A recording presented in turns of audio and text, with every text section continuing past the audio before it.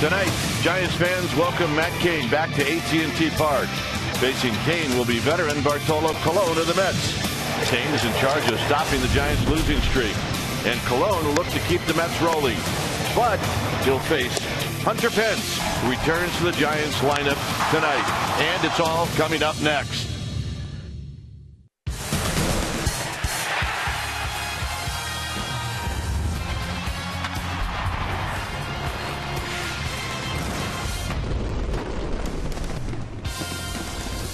We are here at AT&T Park on a Tuesday night as we get ready for Giants baseball. It's game 2 of this 3-game series, Mets and Giants. Hi again, everybody. I'm Dwayne Kuiper. Alongside me is Mike Krukow. Giants need to win. They've lost 7 straight. So, Mike, what do you look for tonight? Well, you look for the return of Matt Cain, number one. He's going to pitch for the first time here in just about a year, and he's good to go. Hunter Pence back in the lineup. Yes. He's only played in 18 games. This will be game number 85 this year. And Joe Panik, a New Yorker, and when he faced the Mets for the first time, he was 9 for 18 in New York. Let's see what they do. All right, 3 things to look forward to tonight in game 2 of this series. Stay tuned. We'll take you to Willie Mays Plaza for an update and more of tonight's game right after these messages.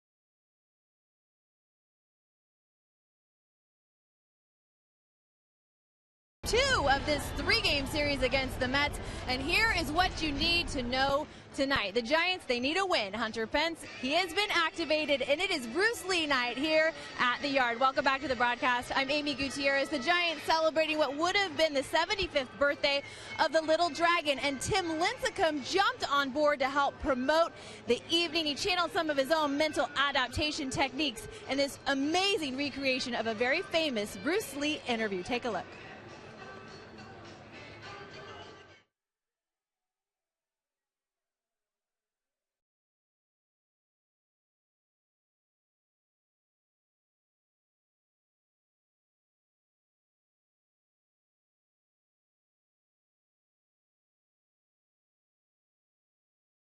Hunter.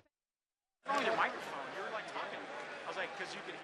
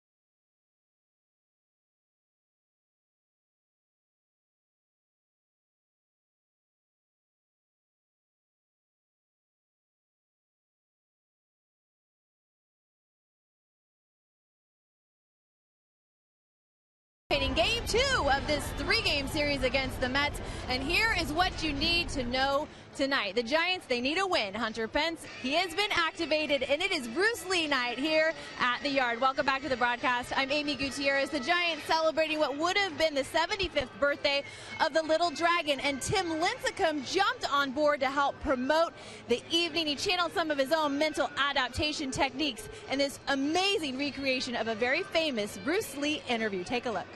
It's the Tim Lincecum Show, coming to you from San Francisco. Today's guest is the coolest dude to ever walk the planet Earth, Bruce Lee. Here's Tim. I sure hope our audience is ready to have their minds blown tonight. What do you think, Bruce? Definitely, definitely. So, today, we're here to discuss the method of expression called pitching.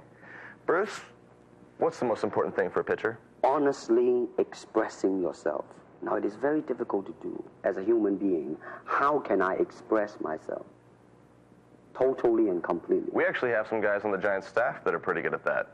Mad Bum being one of them. Now, he is good in that department because that son of a gun got the toughness in him. I mean, he would say, all right, baby, here I am, man. Yeah, I've heard him say that. He actually says that all the time. Anyways, Bruce, what's more important? Instincts or mechanics? Actually, you see, I mean, it's a combination of both.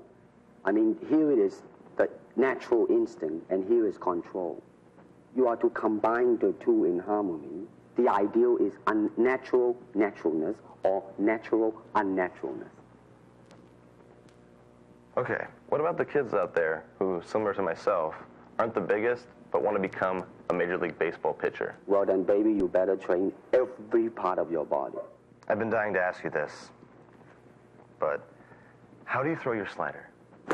I mean, you got to put the whole hip into it and snap it. I might use that. I'm very glad to see that. Pitchers deal with a lot of adversity. Any advice on how to handle the ups and downs of the game? Running water never grows stale, so you got to just keep on flowing. You know you're the coolest person ever, right? I have been criticized for that. Well, what did you say to him? I said, empty your mind. Be water, my friend. Like that, you see? Oh, I see. I feel like you and I would be an awesome duo in a movie together. You into that? I have. Great. I already got the title. The Dragon and the Freak. It's a heck of a name, man. Are you serious? Because I'm going to hold you to it. I meant that as a joke, of course. This interview's over.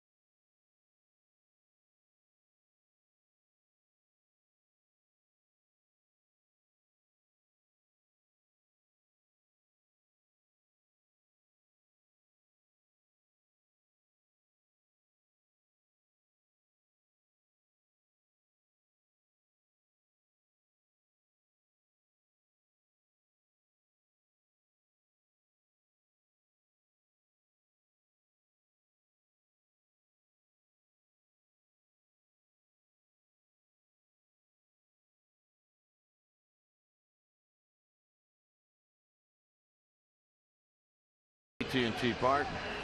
Our game time weather is presented by the Santa Cruz Beach Boardwalk. Good time to get to the beach. The admission-free boardwalk is now open every day. 64 degrees here at the yard. You see winds at 13 miles per hour, humidity fairly high, and it is partly cloudy. Here's the Mets lineup. They come in with a record of 43 and 41. It'll be Granderson, Tejada, and Daniel Murphy. Hitting cleanup will be Wilmer Flores, and he's got a 5-game hitting streak going 12 for 20. Duda back in the lineup, followed by Mayberry Jr., then New and Heiss. Palecki is going to do the catching. He's hitting 8th, and Cologne 9th. On the hill tonight for the Giants, it will indeed be Matt Cain, the 10-year veteran, 6'3", 230-pounder. He's 30 years of age. And this was his outing in Miami when he took on the Marlins with 5 innings. Had allowed 11 base runners, 7 hits, 4 walks. That doesn't really tell you how good he was. His fastball was in the low 90s. The curveball was outstanding. Slider was good. Everything he threw had movement. He didn't have quite the command with the fastball that we're used to seeing.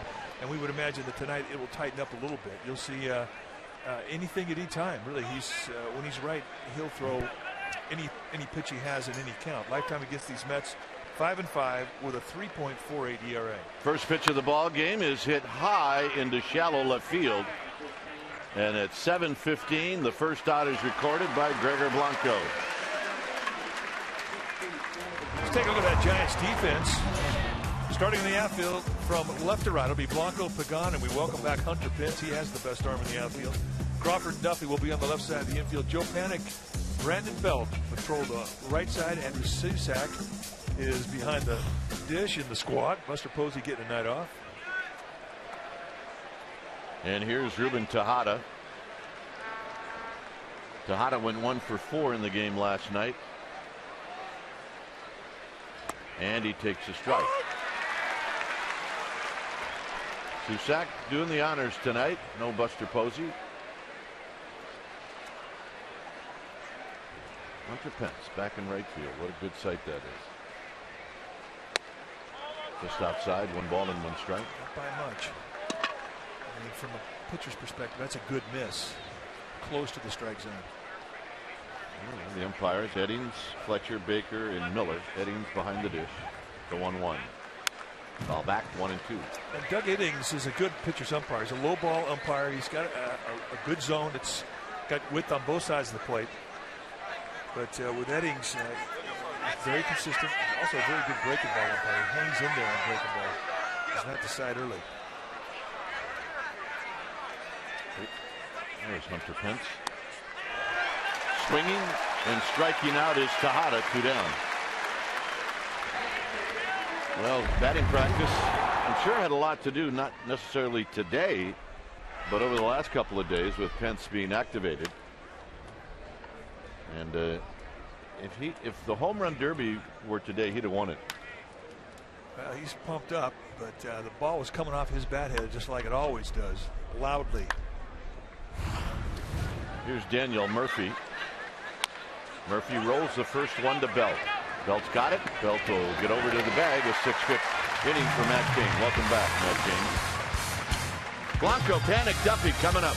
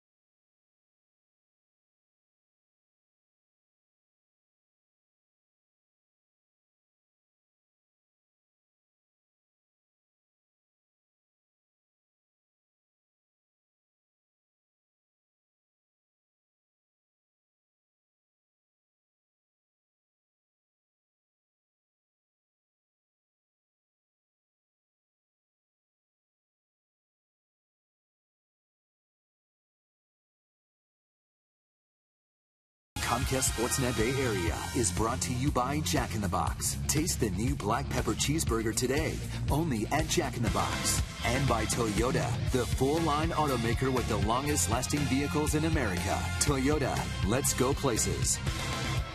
No score. Giants are coming up here in the bottom of the first inning. Here's Bruce Bochy's lineup. It'll look like this. It'll be Blanco, Panik, Duffy, and then Hunter Pence. Big numbers against Bartolo Colon. Crawford 5th, then Belt, Pagan, Susak, and Matt Cain will hit 9th. On the hill tonight for the New York Mets will be the veteran Bartolo Colon, and I mean veteran, 42 years of age. He's a 17-year veteran at the big league level, 5'11", 285-pounder, and this is what he has done in 16 starts, 9-6 with a 4.55 ERA. Control specialist, just 11 walks. And with Colon, I mean, you're going to see high 80s, low 90s with the fastball. He'll mix a lot of movement. He'll take a lot of velocity off his fastball. Has great touch with it. Very quick little slider and a changeup. So one pitch equals 6 pitches? He really does. 2-0. But he's also got a very unique delivery. Short arm delivery, very much like Yusmeiro Petit. He has short arms, but he is right over the top. He's every large person's idol right now. Oh, he's the boiler master. Now, why wouldn't you like rooting for this guy? 17 years at the big league level and been very, very good for a long time. It's going to be Colon covering the bag, and Blanco is called safe. Colon either missed the bag or got there late.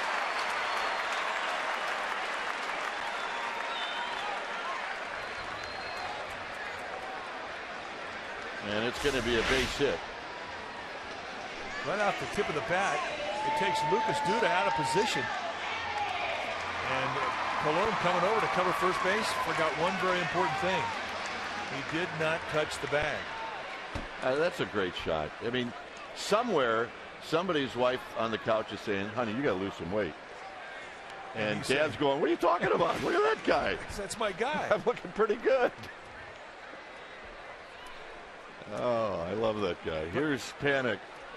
Colon with 213 wins at the big league level.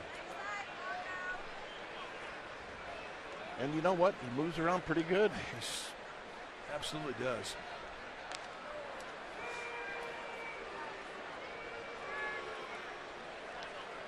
Part of a 6-man Mets rotation. 6. Not 4, not 5, but 6. A lot of youth in that rotation, and that's their way of protecting it.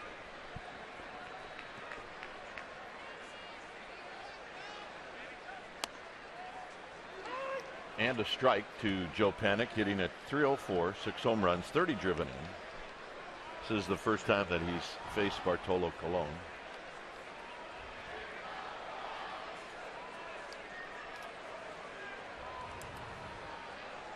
Blanco with a good lead. Outside, 1 ball and 1 strike. Take a look at what he throws. 87% of the time you're going to see fastballs. That's the biggest pie for fastballs I've seen. But they're not always going to be the same speed. He might throw you 6 fastballs. They'll all be different speeds and different movements. Could be playable. It's going to be Tejada putting it away. Let's take a look at the Mets defensively behind Colon tonight, starting in the outfield from left to right. It'll be Mayberry, Neuenweiss, and Granderson. That's your outfield. Tejada and Murphy on the left side, Flores and Duda on the right side. And Plawecki will be in the squad, putting down the signs.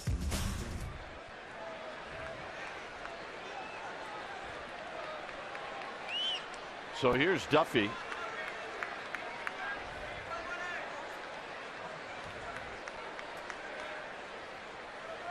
Duffy hitting at .288. Wasn't that long ago Duffy was hitting over 300, but he is in a bit of a slump right now.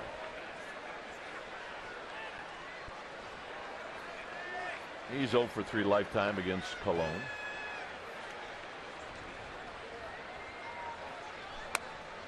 And a strike. So Blanco may have a hard time getting a good jump off of Colon. Well, Colon, despite his size, he's very quick out of the stretch. He's going to give catcher Plawecki a chance to throw. And you have to help Plawecki out. He doesn't have a real strong arm. Outside, and that's one of the rare breaking balls. 1 ball and 1 strike.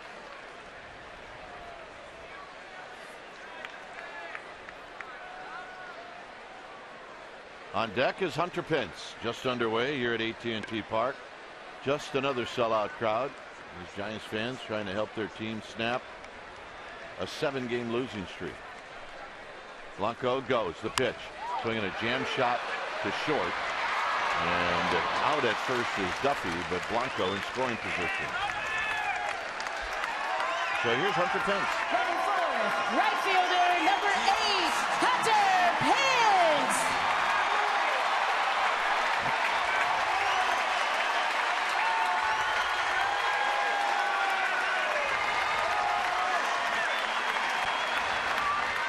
So welcome back, Hunter Pence.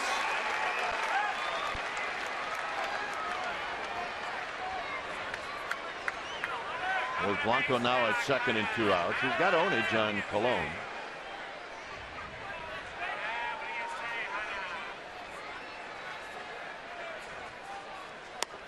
And it's a late ball strike, and it's 0-1. See Pence wearing some protection on that left wrist. That might be something he wears the rest of his career. They're going to go inside again. And it's 1 ball and 1 strike. Well, I mean, where do you pitch a guy who's had problems with his wrist? You pitch him inside. Dr. Pence thinks that he was engaged. With the ring? Yeah. If that's the case, I do too. Yeah, I'm on the same team. 1 ball and 1 strike. Away, 1 and 2. So you see the pattern.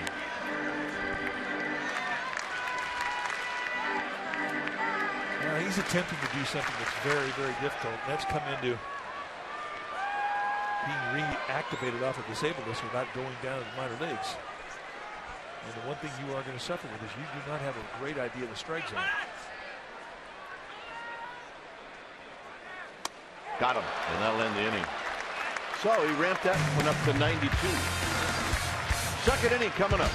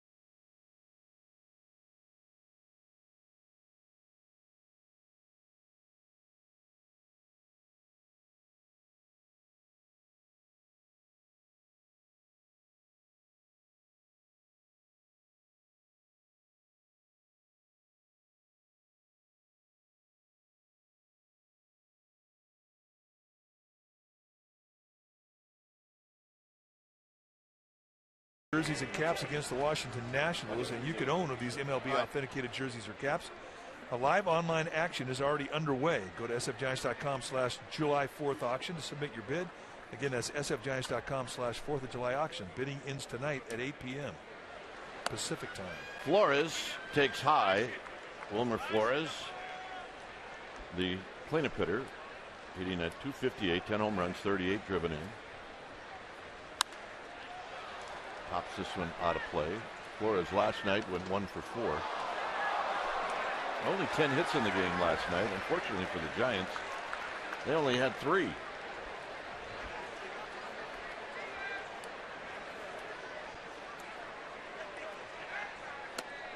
A 1 and 2, so Kane a little sneaky. Well, and he's always been sneaky. I mean, his 91 has always looked faster because of his arm action and delivery. It's a short armor and the ball gets on you quick. Plus, he's one of those rare guys that can pitch up.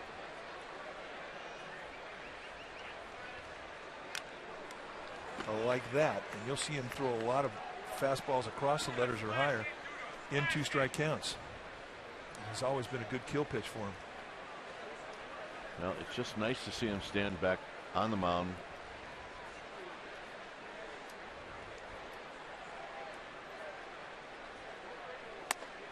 Got him. All right, let's check in with Amy G. Amy? All right, guys, a little more on Hunter Pence. To make room for him on the roster, the Giants optioned Ryan Lawless back down to AAA Sacramento. And you think Hunter Pence was chomping at the bit to get back in the lineup. How about Bruce Bochy? He said he was very happy to put his name in the lineup today. He said he thought about giving him a rehab assignment, but to be honest, they were struggling right now. They needed him right now. They need his energy, his presence. He said he is one of our guys, and he's very happy that he's back, guys. Well, Amy, I think this is Hunter Pence's rehab assignment. It's here. It's in a game that counts. That's his rehab assignment. And even if he's not swinging the bat like we normally see him swing it, he's still going to get pitches for the guy hitting in front of him because of his reputation. Because I can guarantee Bartolo Colon is going to assume that Hunter Pence is razor sharp and ready to rip. 1-2, Lucas Duda, who was back in the lineup after a night off. He did pinch hit last night and struck out. That was a bullet to our ball dude Todd Early down the first base side. I thought Todd did a good job just getting leather on it. Out of play as Kane challenges Duda with 93. There's Todd Early. He's an United States Air Force pilot. He's a captain. And there's his dad, Lauren. He wants a ball so bad. And he needs to work on getting some black shoes, tighten up that uni a little bit. Yeah. This ain't a tennis match, Lauren. All right, let's take a look at Todd. I got this one. Yeah. Oh, geez, Todd, it's killing me. Watch those hands. Remember, you're a pilot. He's not going to be shifting gears with his left hand anytime soon. Come on.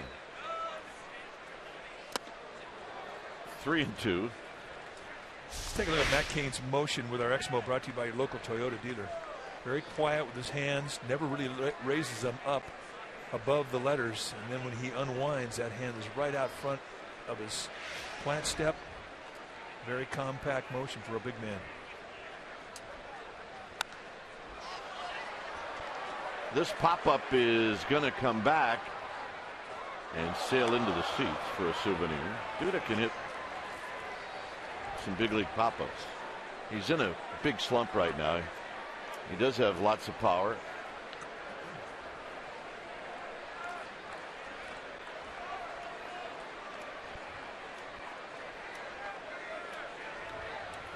Three and two with John Mayberry Jr. on deck.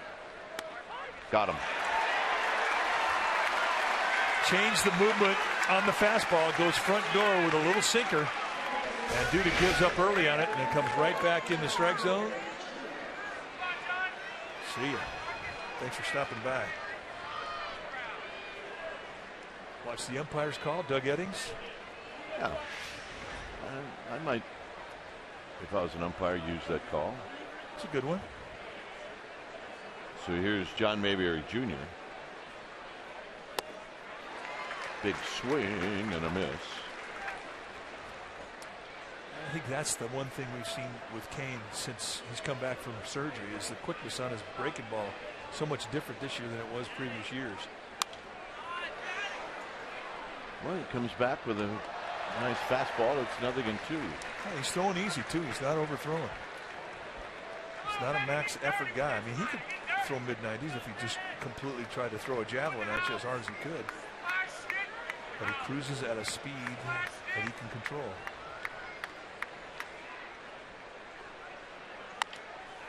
Cain stumbles, he's got it, and that'll end the inning.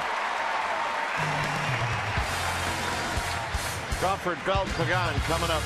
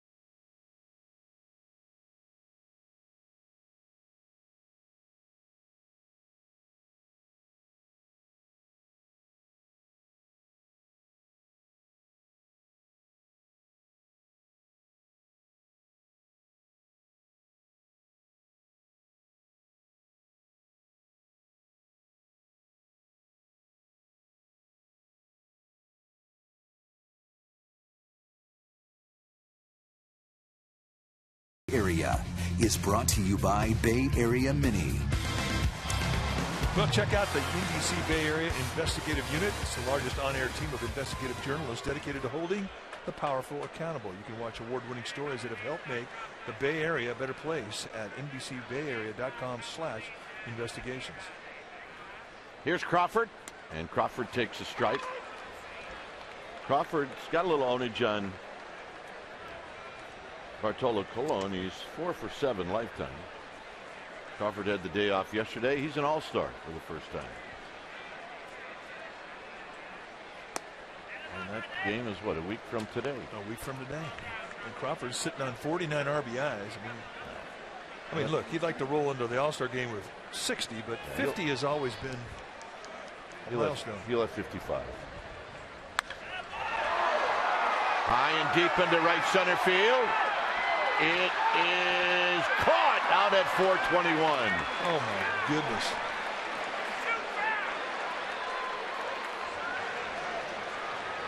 I don't think he could hit the ball any harder.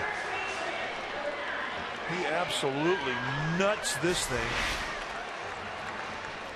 Fastball, mid-thigh, middle in, and he's just starting to measure. And then you start looking at Granderson.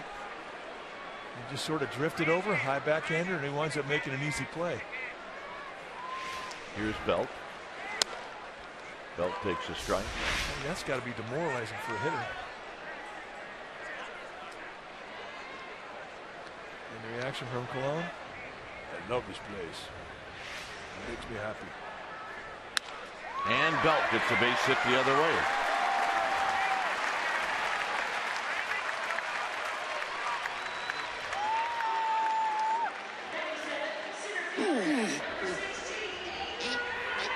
So here's Pagan.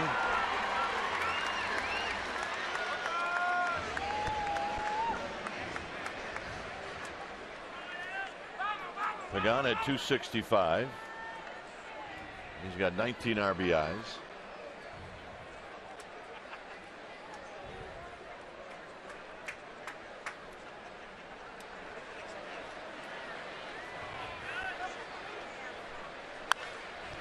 Pagan pops this one up.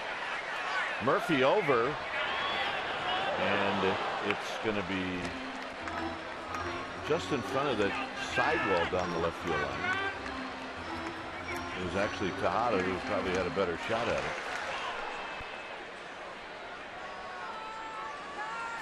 Look at the average fastballs velocity wise, and Bartolo Colon is the 4th lowest in the National League. Doug Fister averages 85. How does he get by? Well, with lots of sink. All those guys are command guys.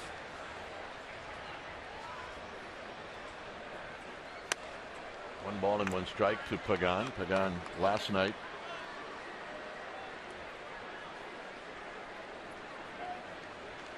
went 0 for 4.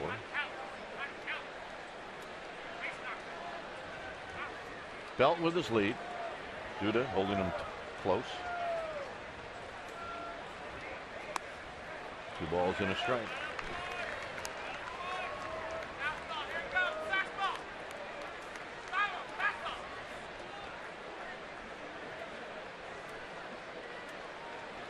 Andrew Susak is on deck.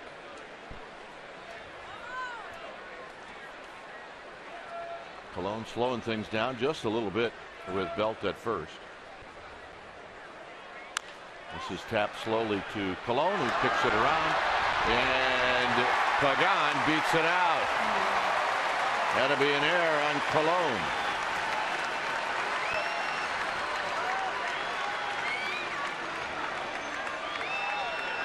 So a little casual by Colon, and then I think he thought once he knocked it down, he was going to recover. Oh, yeah, no problem. But then it sort of rattles, kicks away from him, and he can't get the ball out of the glove.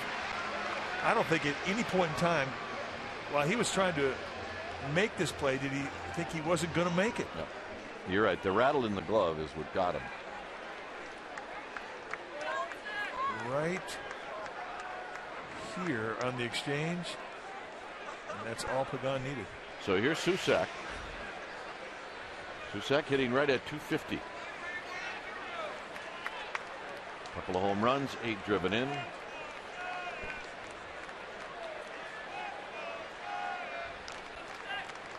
Outside to Susak. 1 ball and no strikes.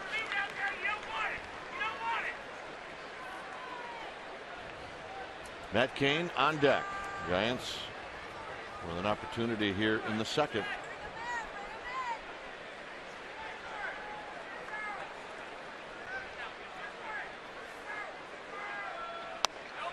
2-0.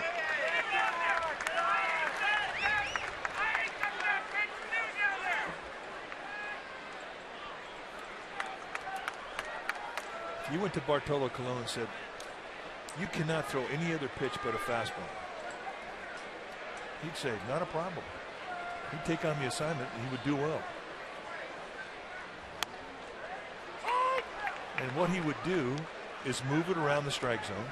He pitched on both sides of the corner to knees, all the way up to the belts. He would change grips, which would change the movement of the fastball. And he would add and subtract on the velocity. There you see the average fastball velocity, 86.5% or 86.5 miles per hour.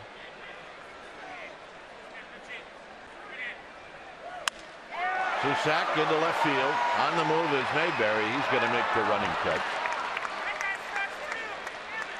Well, follow the Giants all season in 2015 with MLB.com at bat. The #1 app for live baseball. And MLB.com at bat for your smartphone or tablet. It's a happy boy smile. It's for his sister.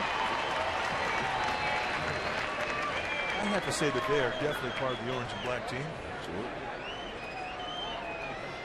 So here's Cain, who's 0 for 2 on the season, but very capable of getting the Giants on the board here.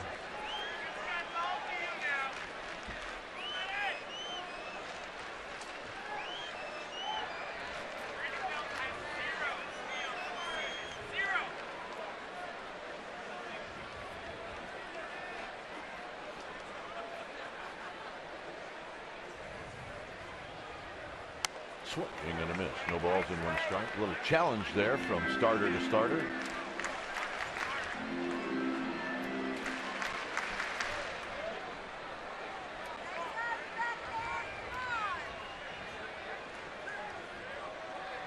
Belt at second. Pagan at first. 0-2.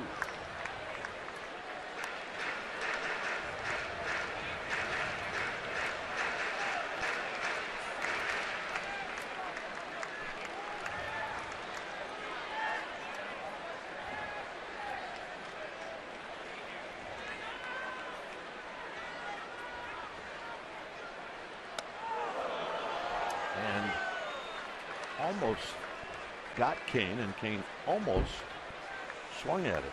Well, you see his average miles per hour is 86.5. Well, that last one was 91, and he can go 93, but he saves it. A little 2-strike surprise trying to go across the letter.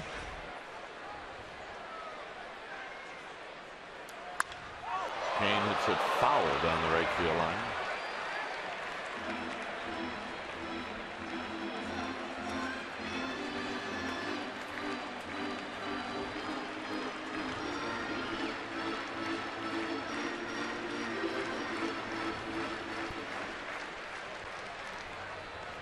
One and 2 to Matt Cain.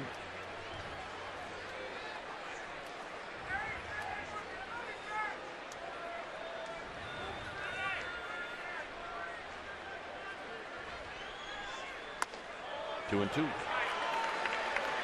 Teaser just off the plate away. Trying to take advantage of a pitcher that doesn't know the strike zone very well.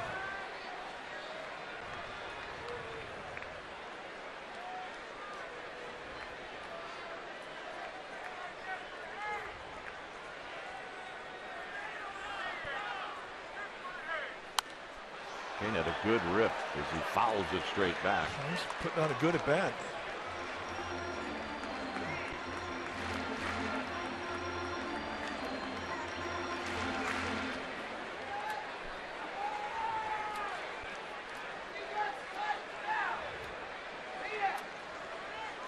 Colon in no hurry.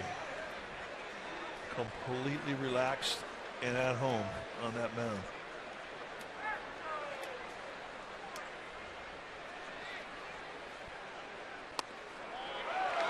3-2. Just a little bit low. He had a pretty good look at it. Two-seam fastball right at the base of the strike zone. It just sinks below it. Now Belt and Pagano be on the move.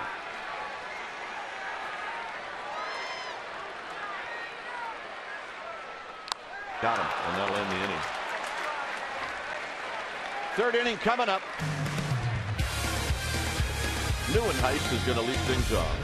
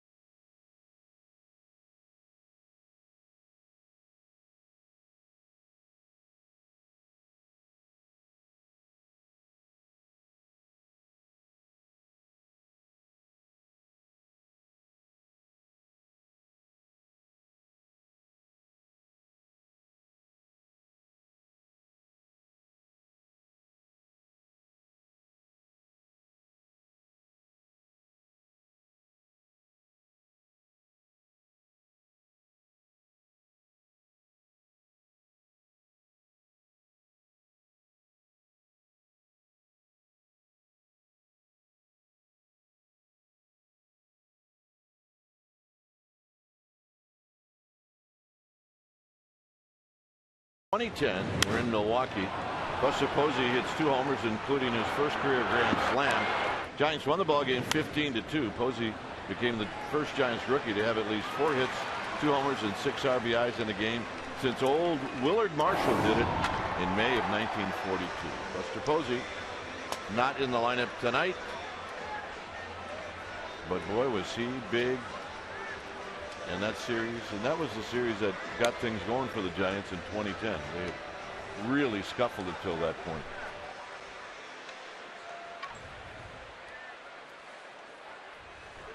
So here's Neuenheis to lead things off. Neuenheis, Plawecki, and then Bartolo Colon. Neuenheis had one of the big hits last night. He got that hit off of Sergio Romo. Here he takes a strike at the knees. That is a good changeup. He's got a nice feel for all of his pitches. He established that in the first inning.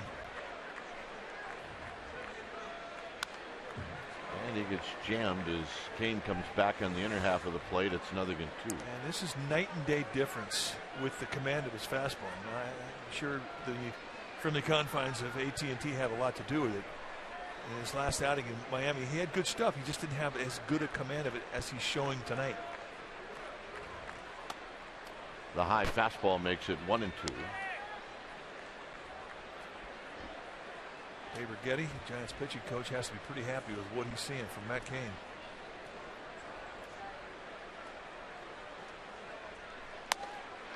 Got him. Again, a high fastball, and that's strikeout number 4. Time now for our Geico quote, as we were talking about Buster Posey. If asked to be part of the home run derby, he says, I think if ever at some point I'm asked, I probably would do it. It'd be kind of weird because I don't necessarily try to hit too many home runs in batting practice. And he doesn't. And that's our Geico quote.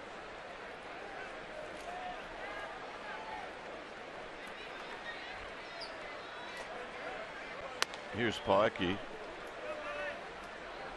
230, 2 home runs, 15 driven in.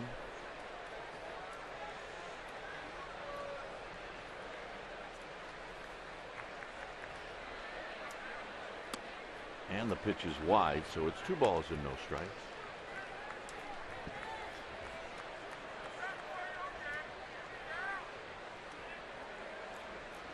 Bartolo Colon to follow. No score here in the 3rd inning. This is skied into left center field. Pagan on the move. Still on the move. And it's off the bottom of the wall. And Plawecki's going to stop at second base with a double. First hit of the game for the Mets. That means it'll be the first time that Matt Cain goes in the stretch. But I think Angel Pagan did a nice job of getting that ball back into the infield quickly. Because I thought once it hit the wall and rattled around, it was going to be a chance for a triple, even with a catcher. And Plawecki leaves the box, and he's starting to measure it out. He's thinking, I got one.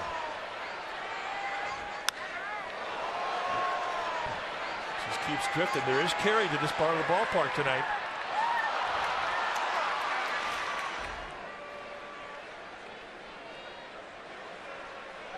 So here's Colon.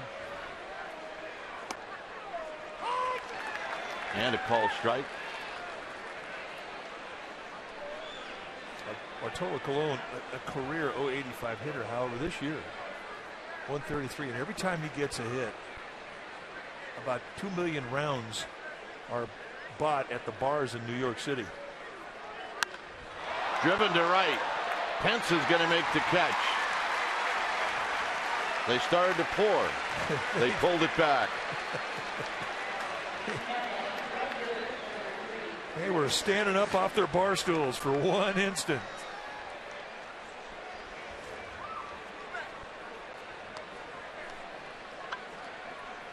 So here's Granderson. Think he has fun playing this game? Yeah, I think he does. If you don't have fun, you don't last 17 years at this level.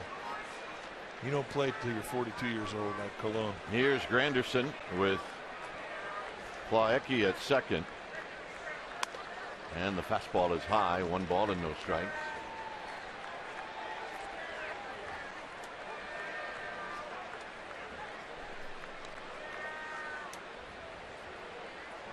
A double. 2 outs. Granderson popped out to Blanco in the first inning, and there's a called strike. Every time he's needed to throw a strike tonight in fastball counts, and he's throwing that changeup, he's nailed the strike zone.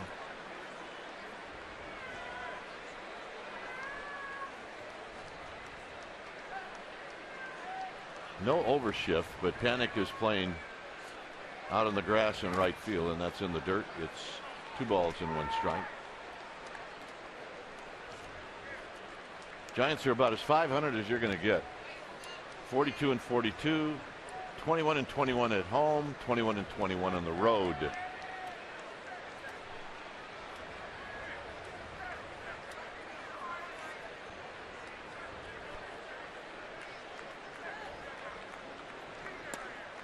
The 500 record is really our fault, as Mike and I both said, play 500 until Pence is back. Well, we thought Pence would be back on May 1st. Well, here it is, July 7th, and they're 500. They're 500, and he's playing in his 19th game of the year. This is game number 85. Ooh, good pitch. Just missed. First walk from King. He had a base to play with. 3-1 count. Another changeup. Just a wee bit outside. And that's one pitch that Susak will ask plate umpire Doug Eddings. Was it outside or was it low?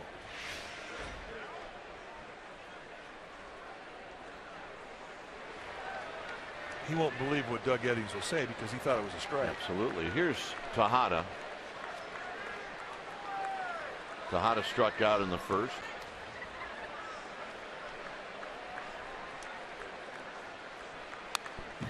Takes a good rip and fouls it straight back. Giants have excellent range in their outfield tonight with Blanco, Pagan, and Pence.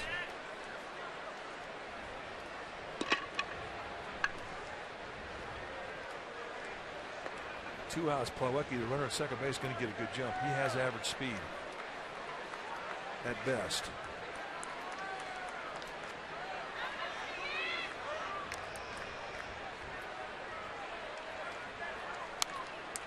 a pitch to hit, and he fouled it back. Now they get 2. Yeah, I think he pulled off it.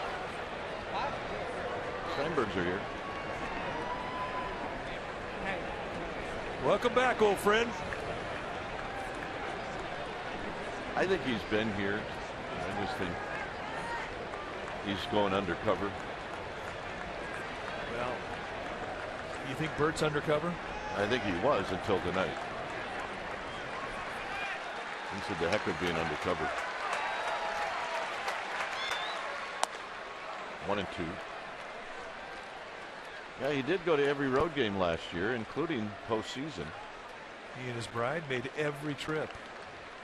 And a lot of times they stayed in the same hotel that the Giants stayed in.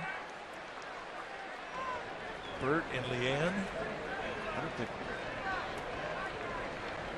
the good luck charm last year. 1-2 pitch. Here it is. All back again.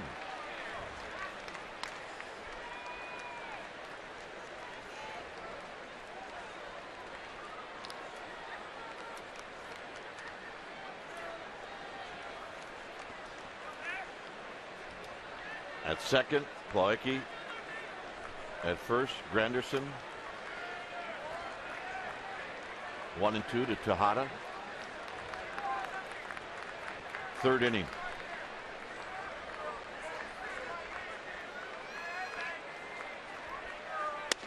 Outside.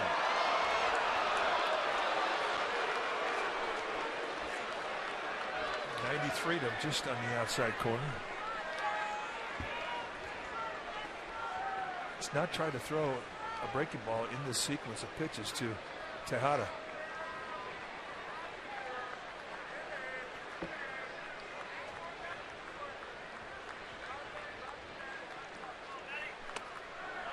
So now it's a full count. That was the first one. Plawecki and Granderson will be on the move. It's 3 balls and 2 strikes. This will be pitch number 43 on the night for Matt Cain.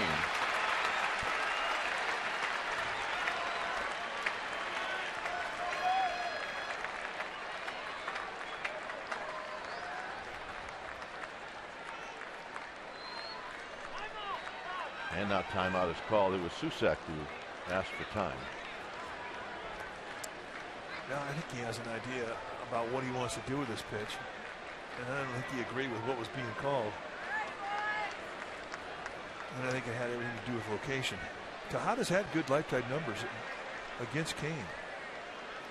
He's 5 for 14 with a home run. So he knows Cain very well.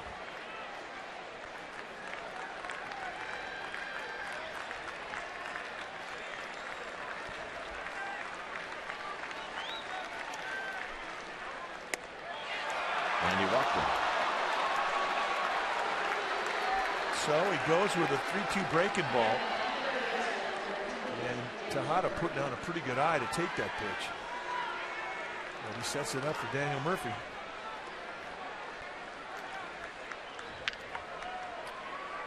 Well, a close pitch to Granderson. Fairly close pitch to Tejada. Here's Murphy, who bounced out to Belt in the first inning.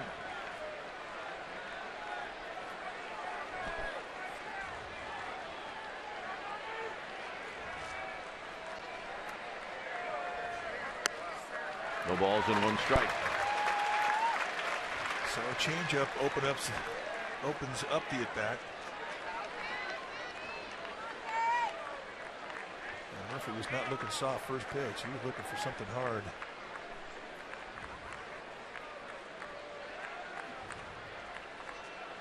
Look out. And Susak knocked it down. Basically, it's 1 ball and 1 strike.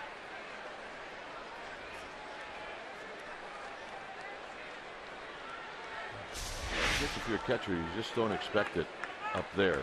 Well, especially against a guy like Cain who put the ball between your knees a lot. And you can kind of get in a mode where you just think it's going to come to you, and every once in a while, a guy hit a wild nerve, and he can throw it out of the zone, and it can surprise you.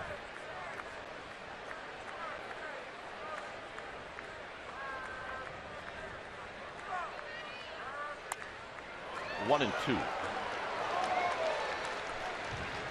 He's late on 89, and I think the reason for it is that first pitch changeup.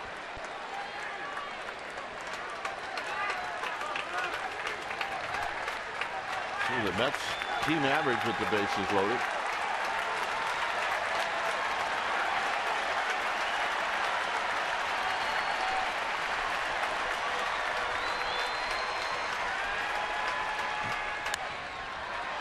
Out of play, had Murphy out in front. So Kane getting to the 1-2 count with fastballs and changeups, and then he tries the backdoor little breaking ball in the outside corner.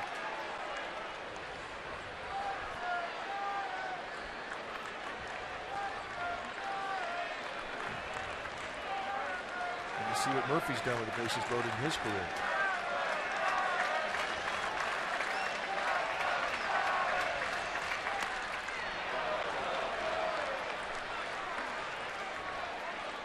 Two and two.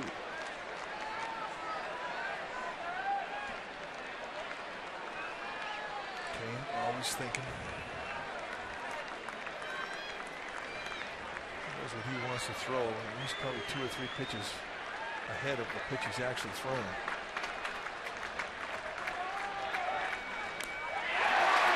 Got him. Murphy said that he hit the ground. Mets not arguing, although Terry Collins on the top step. Kane's going to get out of it. It'll be the top of the order coming up for the Giants.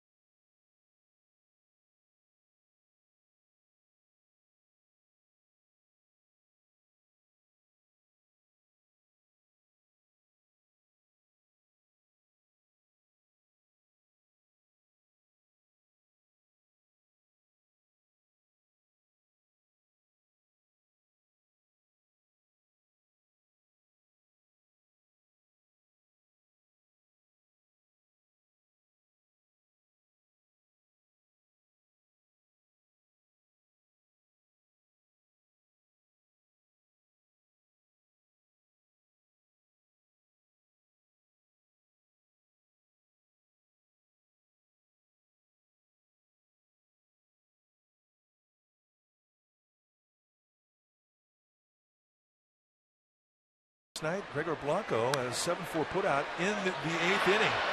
And Granderson batting second. Juan Lagares gets thrown out at second. And that, folks, is a great hustle play. And a bunt. And a good bunt. And a base hit. And he should do it more often. Well, let's make it our Ford right choice, because you can't do it any better than that. And he takes on the right side of the infield, and for a right-handed pitcher, I mean, that's where his momentum's going. But this, folks, is absolutely dead solid perfect. And there isn't any pitcher that's going to make this play. You can't hang on a 42-year-old pitcher. That's our Ford right choice. Here's Panic. Giants had this scenario in the first. Blanco on with nobody out. He got to second, but the Giants could not get him in.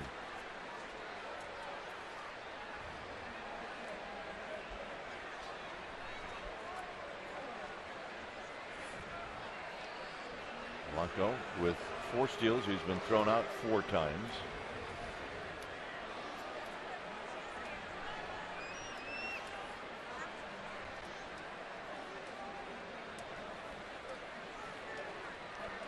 In at third is Murphy.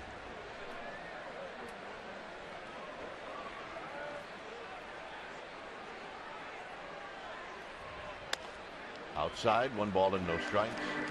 Panik had a great series against the Mets when the Giants were in New York, and of course that means a lot to Panik. I mean, he's from New York. He had a couple of sections that were full of his family members and friends. 9 for 18. By the end of the series, the Mets were going, who is this guy? Well, he's Joe Panik, National League All-Star. That's who he is. So it's 1 ball and no strikes to Panik. Good speed at first and Blanco.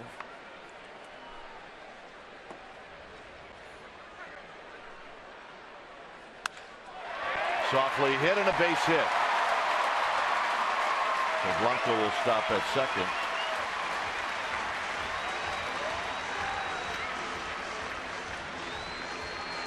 Not a hanger at all. I mean, that was a fastball that had movement running away from Panik. Two-seam movement. See the little slide that's going away from him. You try and pull that to right field. You roll it over. It's a ground ball, possibly a double play. Here you stay inside it. You go the opposite way. You get yourself a knock. And we have seen him do that all year long. So here's Duffy. Duffy bounced out to short.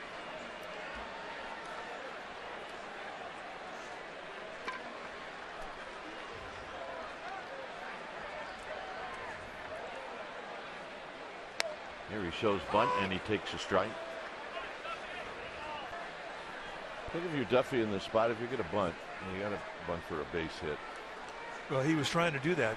Daniel Murphy, third baseman for the Mets, he was playing back, not deep defensive positioning at third base, and he does not have a great arm at third. So that's what was the thought process behind the attempt by Duffy. And Colon gets Duffy fishing. It's 0-2.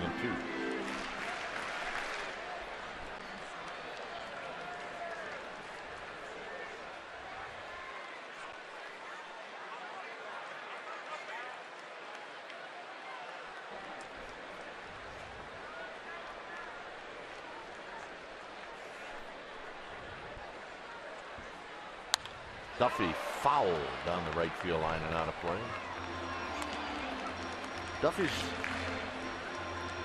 best games are when his hits are going to right field with something on it. Yeah, he's in a bit of a funk right now, but yesterday he hit the ball well. He didn't get anything to show for it.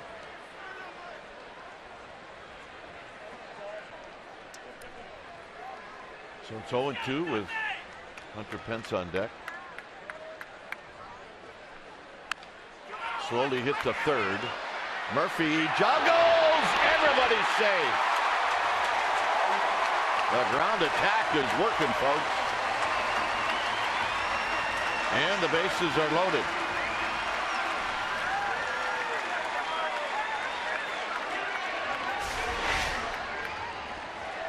Going to be an error on Daniel Murphy. He looked at second, and in doing so, it really caused him to have a sloppy exchange, glove hand to bare hand.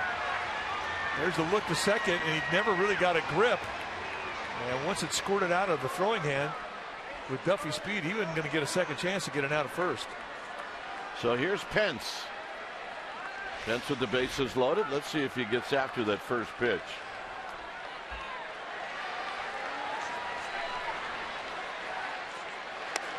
No balls and 1 strike. Well, I'm not sure how well he's seen it because he is going after everything that is off the plate away. That's 3 swing through strikes. The last 3 pitches he's seen from Colon. And they've all been on off the plate away.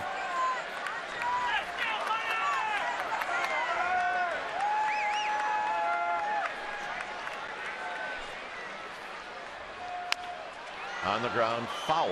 So Colon changes the sideline for Pence as he comes inside, and it's now 0-2.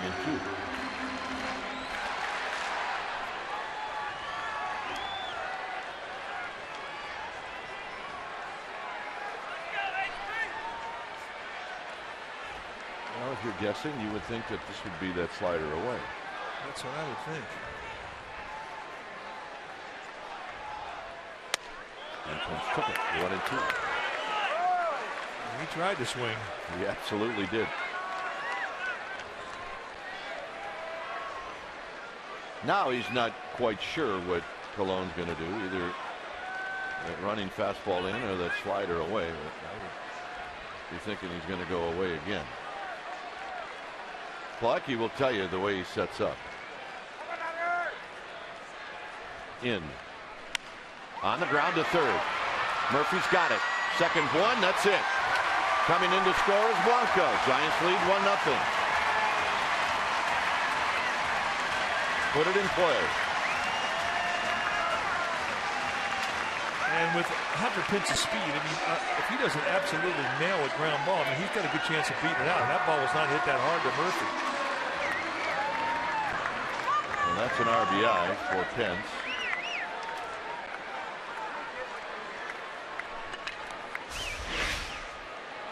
And watch him go. Put your head down and start digging. He's such a unique player. All that power, yet with terrific speed. Here's Crawford, who hit the longest out of the year in the second inning. And here he lifts one to left. Mayberry is going to catch, and Panic is going to tag, and the Giants are going to lead 2-0, and Pence is in a rundown. And Pence is going to be tagged out, and that's going to end the inning. Giants score twice. Crawford with the sacrifice fly. He's got 50. Nice going, all-star Brandon Crawford.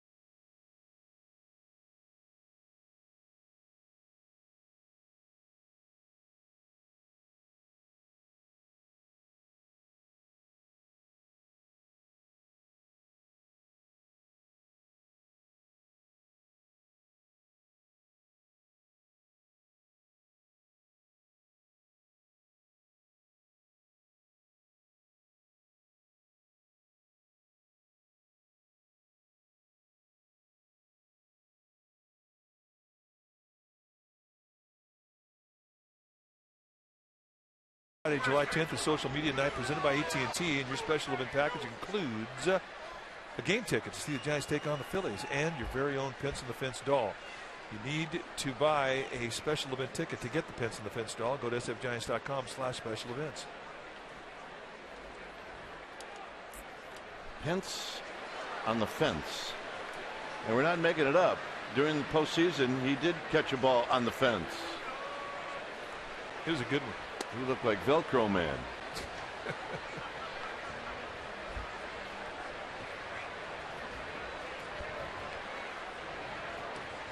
So this is Wilmer Flores. 1 ball and no strikes. There's a call strike. All right, how about Crawford? 50. 50 RBIs. And that has always been the goal of every hitter, to have 50 by the time you get to the All-Star game. Swing and a miss. 1-2. It just looks so much better. It looks like you belong there. I know when I went, I came up short by about 35. Yeah? And my seats were good.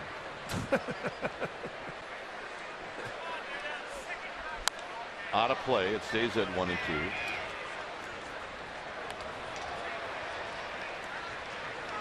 I did. I went to the All-Star game in Cleveland after that horrible strike, remember? Yeah. What was it? 81. 81. 51 days we were on strike. I think they had a measly crowd of about 75, 80. 1,000. When we came back from strike, I had $96 left in my bank account.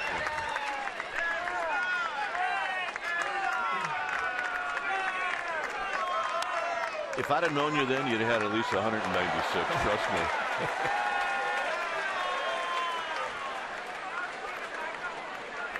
That was a tough time. It was. I mean, those years that we played, it happened too much. Strikes, lockouts. Hit out into right center field, but Pagan's got a beat on it, and the former Met puts it away. All right, let's check in with Amy G. All right, Dwayne and Mike, I know if it was up to you two, every single Giants fan would get their picture on this broadcast. And now, thanks to T-Mobile, they have a chance to get on our broadcast. But it's a Twitter contest, so Dwayne and Mike are out. All right, you got to tweet your strongest fan photo. You got to hashtag CSNBA Data Strong Fan. One more time, hashtag CSNBA Data Strong Fan. Tweet your best fan photo, and you might just see yourself on an upcoming broadcast. Dwayne. All right. We've got a few of those things figured out, tweeting and Instagram, but haven't quite figured out the hashtag yet. Well, you got the hashtag down? You know, I just learned it on this last road trip. John Miller, our partner, he is now a social media monster. So that's what you did on the Sunday? Yeah. You learned the hashtag? I was doing hashtags. Well, I thought hashtags and jumping jacks and karaoke were all in the same family. Turns out they're not. Well, you know those little symbols you have on your typewriter? I couldn't tell you what 80% of them are. I didn't know what a hashtag was. Well, I couldn't. Or how to use it. I don't even know where it is on my phone. Well, Instagram, it's right there. Can't help but see it. 2 balls, 2 strikes. After this next road trip, we'll be hashtagging fools together. Right. Hit on the ground to Duffy. And Duffy will make the play. 2 outs. Our official scores here remind us that that was a 5-3 putout, just in case you didn't know.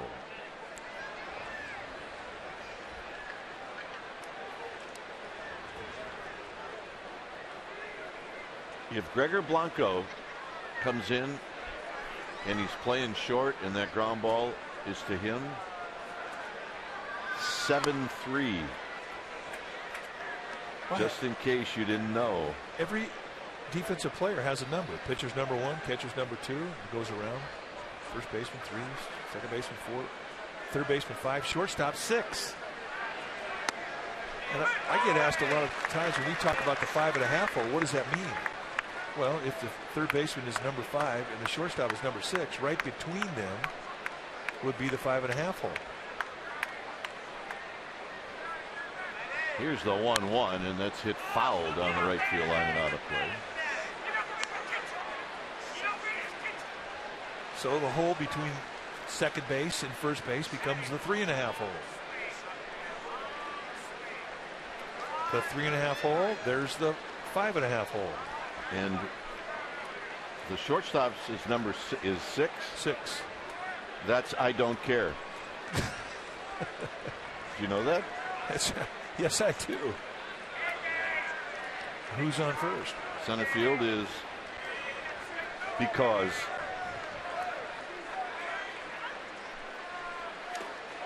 In the dirt, blocked by Today. 1 ball and 2 strikes. You know, I see that Abbott Costello thing to this day. Every time. And it tears me up. It never, ever gets old. 2 balls, 2 strikes to John Mayberry. Got him. And that'll end the inning. Belt will lead things off. Shut down inning.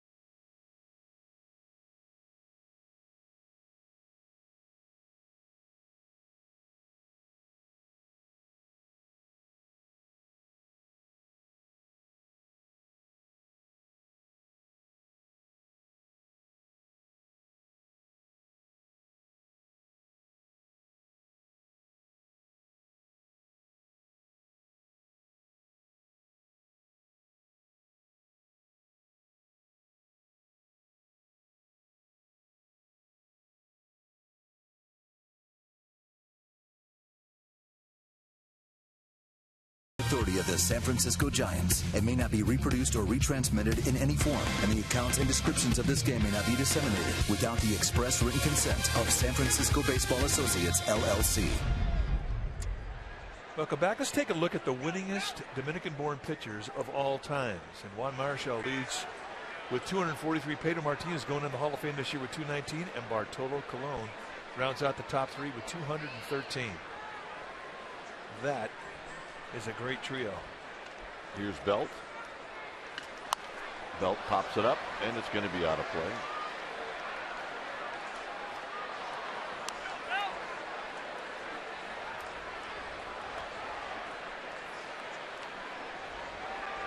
Belt singled through an overshift infield, and now the Mets do not use the overshift. And he lifts this one into right, and coming in is Granderson, who makes the catch. And that'll bring up Pagan.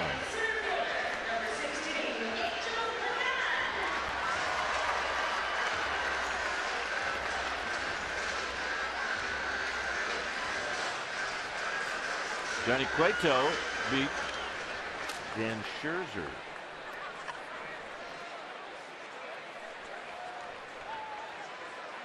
Yeah, beat Max Scherzer today. Cueto shut him out 5-0.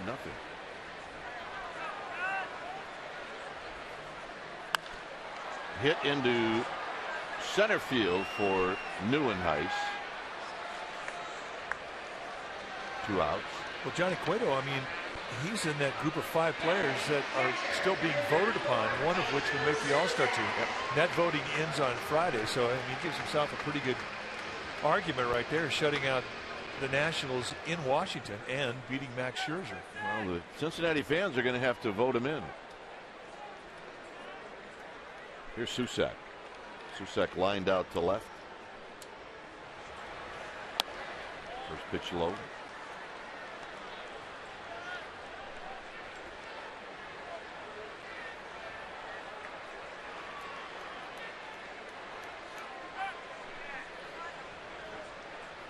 Swing and a miss. 1 ball and 1 strike.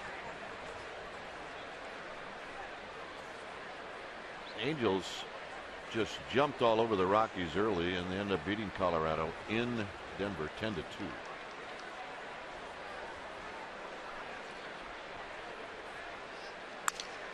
Broken bat, soft line drive to Murphy, and that's going to end the inning. So we will head to the 5th inning. Matt Cain doing his deal tonight. He's got 6 strikeouts, 2 walks, and he's a lot of hits.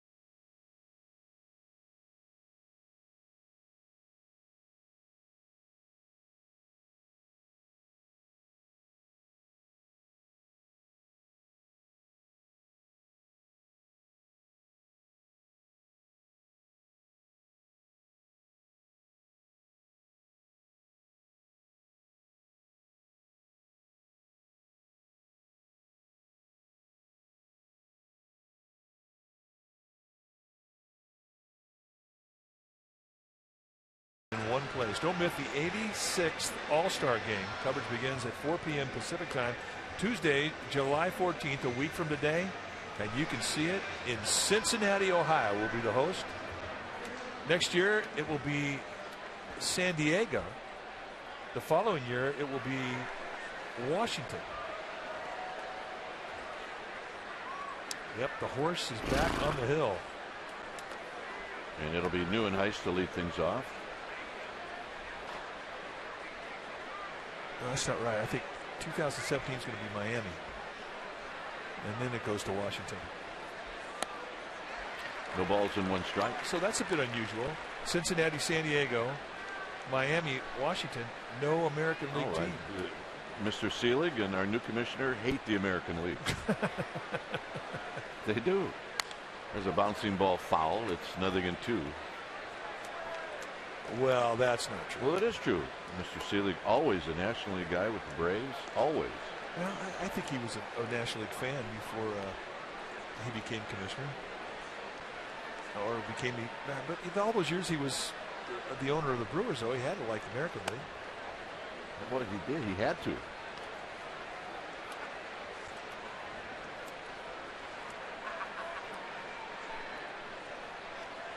One and 2 to Neuenhuis.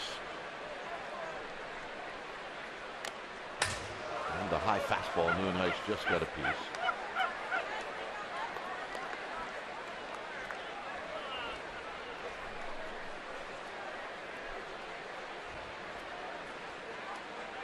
Giants 2, Mets nothing here in the 5th.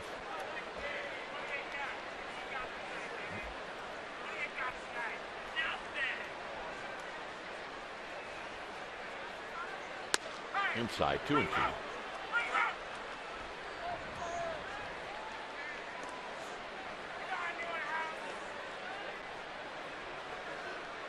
Oh, you see Matt Cain on the mound. You know, it's like he never left. And it's been a year.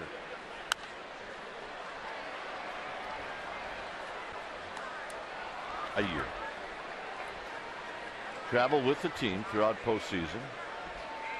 Was there every step of the way.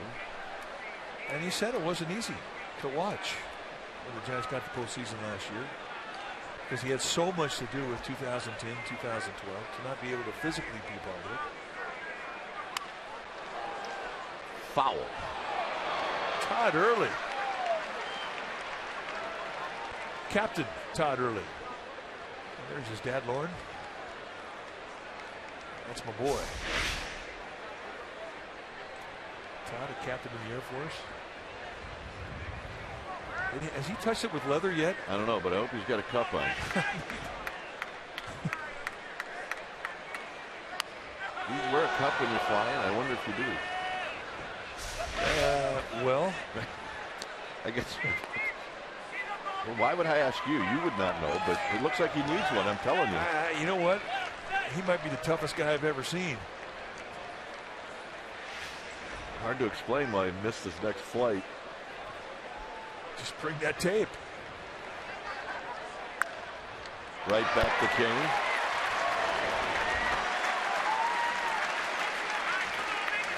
Well,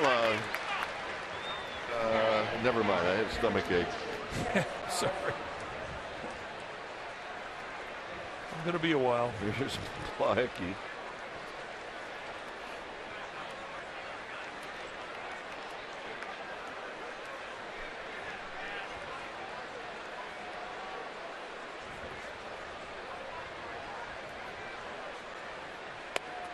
Milwaukee banged a double in the left center field gap in the third inning, and that's the only hit for the Mets in this game. I don't know. It looks to me like Matt Cain's having fun again. He's painting. He looks like he's having a ball. We talked about in the last outing that he had in Miami. I mean, it was good. Stuff was good, but he just wasn't in great command of it. Tonight, he has been in great command of his stuff. All of it. A little pop-up out of play. Trying to elevate with that fastball in the 0-2 count.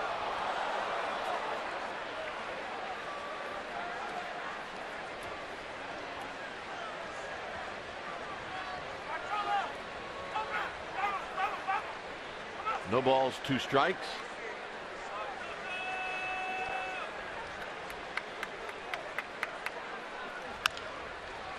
Crawford to Bell. And here's Bartolo Colon.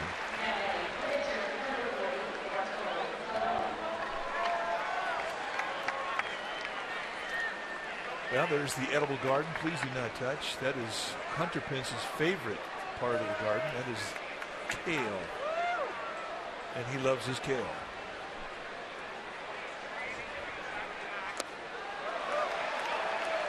Colon with a swing and a miss. I think he's in the swing mode. I don't know. He might be trying to deke you. Well, every bar on the edge of their seat in Manhattan right now. He gets a base hit. He gets an infield hit. You get a triple. Triple shots. Triple shots. Hits one over the wall. On the house all night. Yeah, that's right.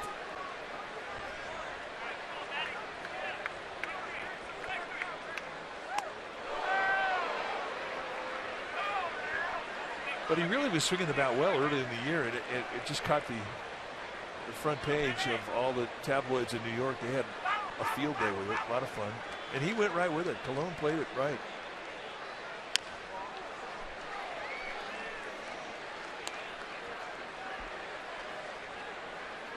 Most of his career has been in the American League. But he really has worked to have a better approach, and it's paid off for him this year. His first at bat, he hit a bullet to right field.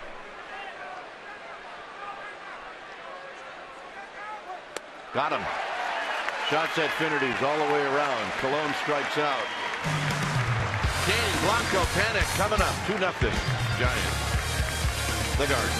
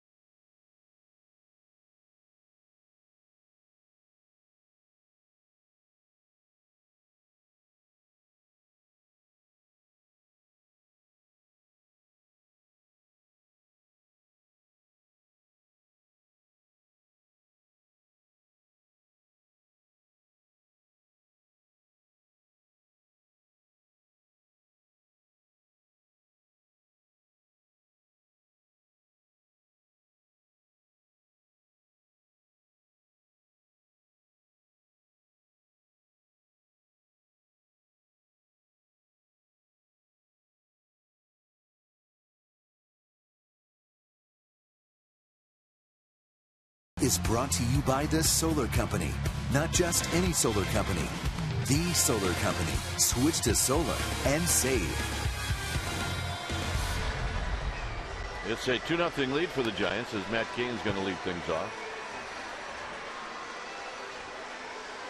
Game 2 of this 6-game homestand, All-Star break. Monday, Tuesday, Wednesday, Thursday. Giants will then open up in Arizona next Friday. Here's Cain. Cain struck out with runners at second and actually with runners at first and second in the second.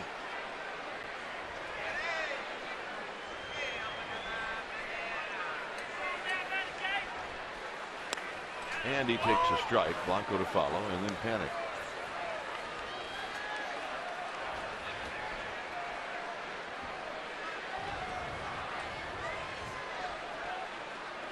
Cain bounces this one off his foot, so it's now 0-2.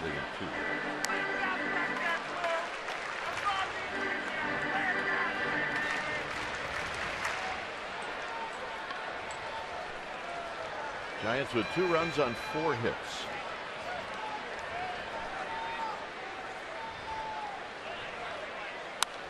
Cain stays alive. That's a good swing.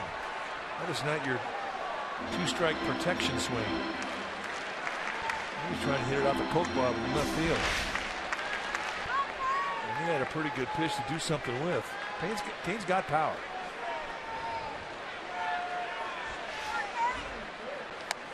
Got him.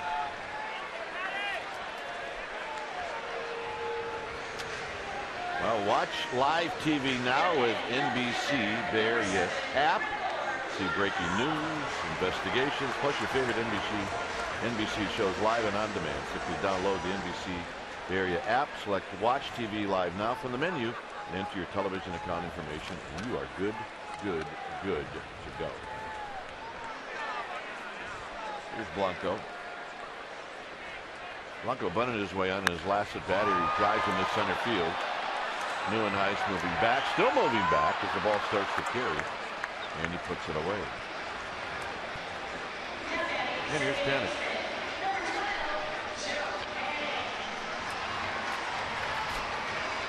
So Panic with a single in the third. He eventually scored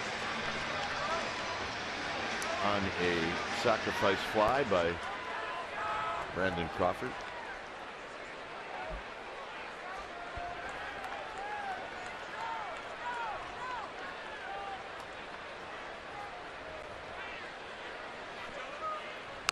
Strike to Panic.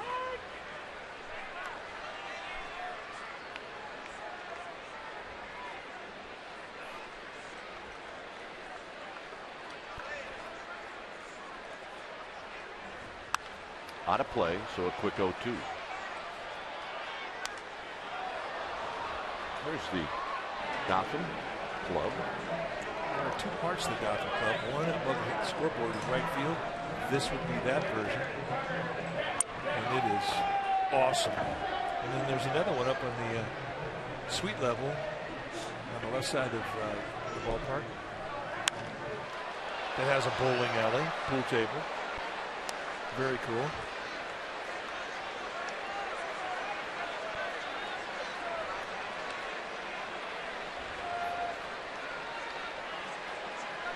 It's 0-2.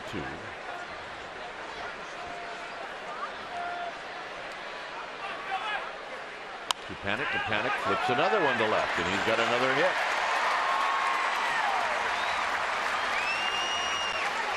There's Panic, a couple of hits, and here's Duffy. Just protect the zone. 2-seam movement, got him out over the plate and up. And between the belt and the letters, I mean, he's really tough to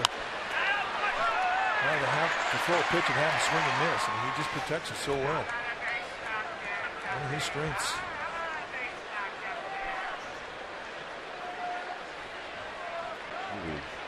Highest average for high pitches. This is lined into center, and coming in and diving and missing is Neuenhuis. So Pence is going to come up with runners at the corners. Duffy with a base hit.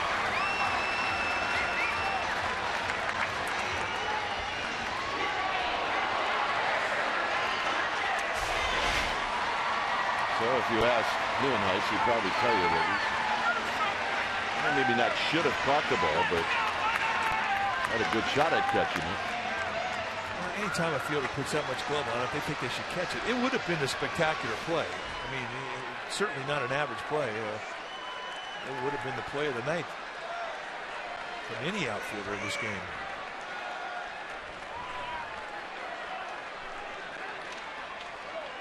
So here's Pence. Pence with a base hit to right field. Panik scores 3-0. Welcome back, Hunter Pence. What a big. Well, and he'll tell you, I don't need no stinking rehab. I'm good to go. Colon kept laying it out there in the outside part of the plate all night long. Another slider. This one up. Certainly not over the plate, but Pence says, I'm going with it. And that is his key. So a 2-out RBI, and the Giants extend their lead. So here's Crawford. Crawford hit the ball hard twice. It went way out into Triple's alley. That was caught by Granderson. And then he had a sacrifice fly in the third.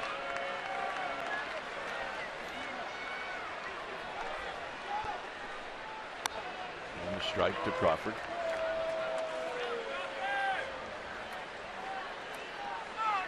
Both pitchers are really, their demeanors never change.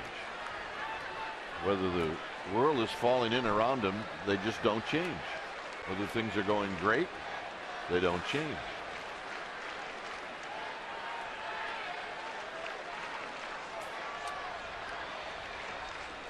Crawford takes wide. 1 ball and 1 strike. Well, I mean, Colon, a 17-year veteran. Kane, a 10-year veteran. And one thing that you have to learn if you're going to last in this league is how to erase emotion and bring concentration back to the pitcher about to throw. That's all that you're in command of.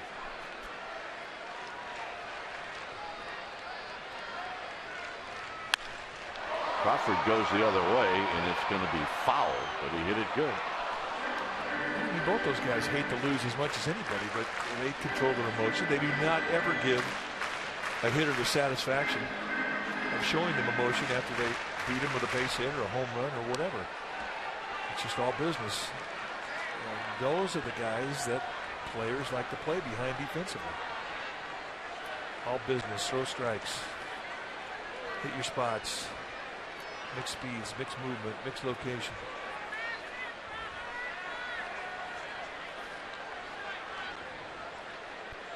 One-two pitch. Crawford takes inside 2-2. Pretty good take. I think Colon thought that was a strike.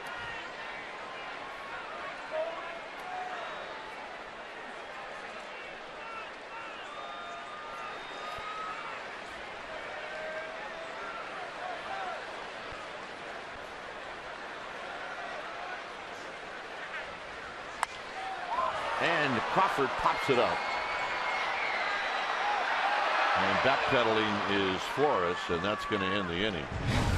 So the Giants with 3 singles in the 5th, all coming after 2 outs, and they score once on the Pence base hit. It's 3-0.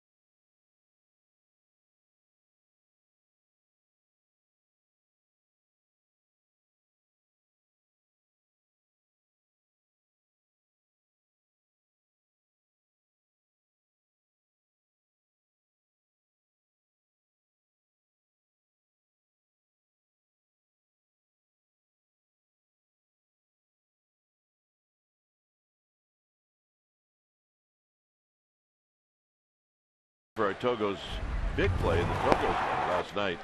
Juan Lagares hit this hopper to Duffy, who spun around, got up, and threw him out by 2 steps. That was a very nice play by Matt Duffy, and that's our Togo's big play, the Togo's way. Here's Granderson, who takes a strike. Mixing up that first pitch. It's a little backdoor slider. He's used all of his pitches on the first pitch, and he's thrown it for strikes tonight. Runs that one in tight. I think that's the easiest way to let it be known to your opponent that you can get all your pitches over, is to do it on strike 1. 1 and 2.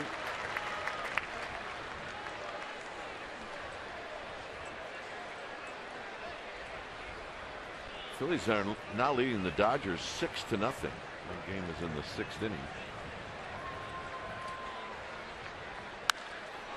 Granderson backspins one out to Pagan. Pagan on the move, and it's off the bottom of the wall. Granderson with great speed. He is going to end up at third base.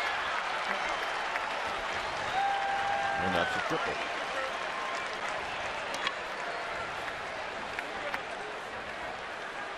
I don't know if Granderson thought he had enough on it to get over ahead of Pagan, but you really started to see the ball carry again. Left center has had some drift on it tonight. And one thing, he was not laying back. And right here he sees it goes over, and boom, here's 5th gear. And an easy stand-up triple. And very quickly the Giants bullpen gets going. He's 88 pitches into it. He's still in the period where he's building arm strength. He had 4 rehab starts. This is his 2nd start at the big league level since being activated. This is popped to shallow right field. Who's going to get there? It's going to be Pence, who slides, makes the catch, throws home, and they got him! Oh. Welcome back, Hunter Pence.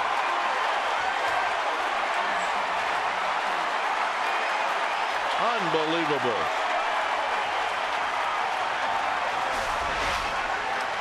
A long way, and he loses his feet making the play, slides into a 360, squares up, and throws a strike to Susak, who drops the tag on Granderson, and he had nowhere to go. What a spectacular play, one of the best we've seen all year. And that's the big leagues. 100% energy. Hunter Pence. Wow.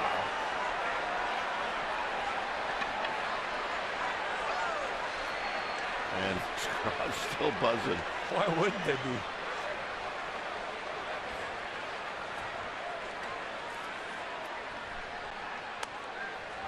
Catching it was one thing, and then you think, well, he doesn't really have a shot, does he? Well, and Granderson's got good speed. But, I mean, an absolute strike to Susak, who drops the tag. And Doug Heading says, see ya. Grab some pine meat.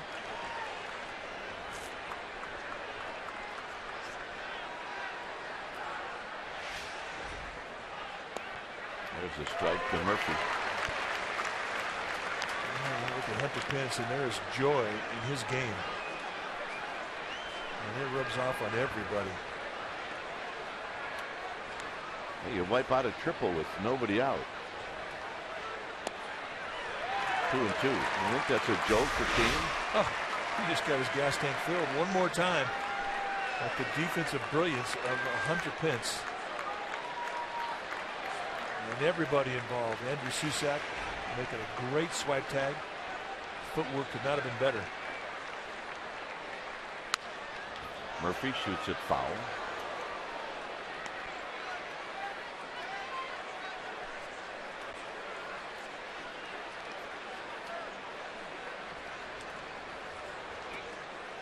Now the crowd finally settling down.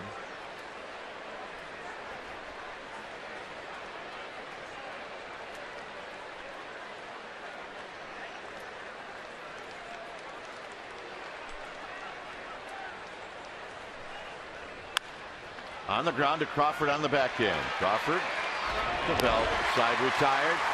And when Hunter Pence gets closer to the dugout, these fans are going to let him hear it.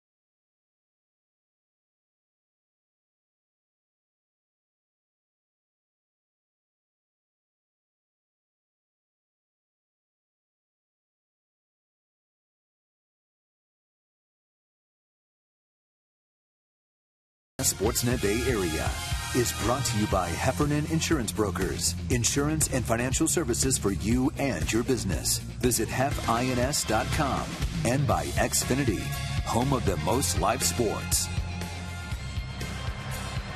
Here's Hunter Pence coming into the dugout.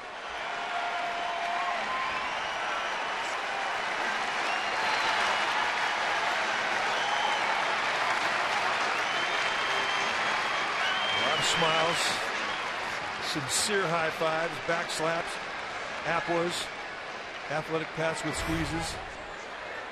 Here's Belt. Now you stopped giving those to me a long time ago. That's not true. There's the 1-0 to Belt. 1 ball and 1 strike. Well, remember, he's out there. He's just back. He's under a wrist issue. He's got those good moves. Matt Cain's night is over. 6 shutout innings, 2 hits allowed. Shutout innings because of the defensive brilliance of Hunter Pence.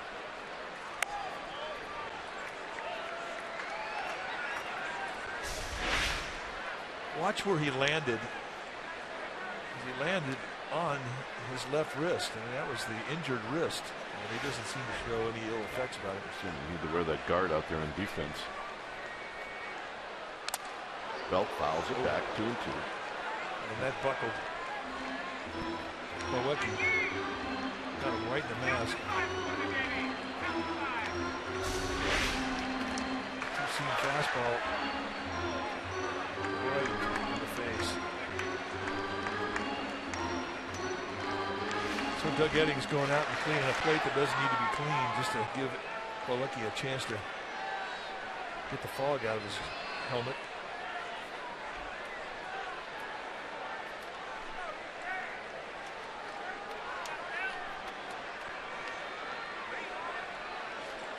Two pitch to Belt. Got him. Check in with Amy G. All right, gentlemen, it has been a long road for Matt Cain, almost a year to the date. It was July 9th, 2014, the last time that he was able to pitch on the mound here at AT&T Park. Now, he said, of course, this road to recovery much longer than he would have preferred, and he was actually kind of nervous about throwing in front of the home crowd tonight. A good nervous, he said. Nothing matches the adrenaline of the fans at AT&T Park. He also said, gentlemen, he was glad to get his first start of the season on the road. It helped settle any questions they had about his health. He also mentioned he was so grateful for the support he has received from fans all over the country, no matter where he was, stopping him on the street saying, "Get well soon, Matt Cain. We need you back." Gentlemen? good to have him back. Thanks, Ian. Well, he was fantastic tonight. He's going to be very happy with how he threw the baseball. You see him talking it over with Giants head trainer Dave Greshner, because he had command, and he had command of all of his specialty pitches. He spotted his fastball well. His changeup was tremendous.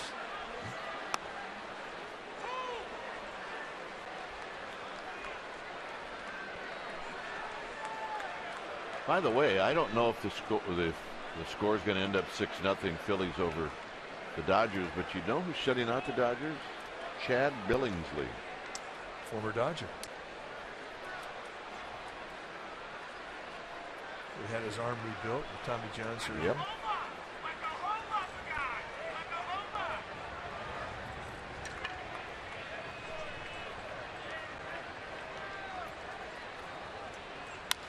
Pagan rolls it to first.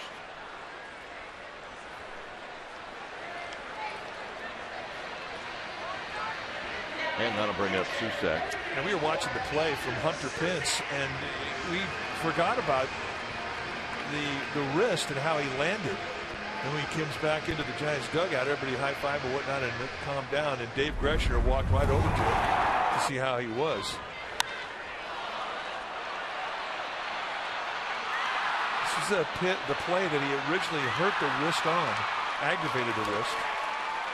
When he originally hurt it in spring training, getting hit by a pitch, but this is the one that aggravated it. The next day, he got 3 hits. We're thinking, oh, he's okay. But after that, it really heated up and he couldn't calm it down. Susak on the ground towards the hole and a base hit. So Susak, a hit. Joaquin Arias is going to hit for King.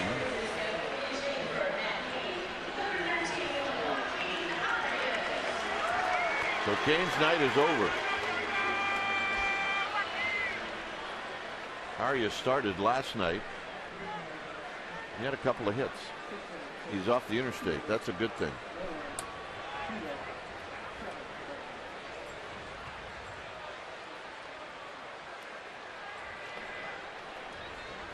It's pretty interesting how over the course of a season, or even before the season starts, how your goals will change.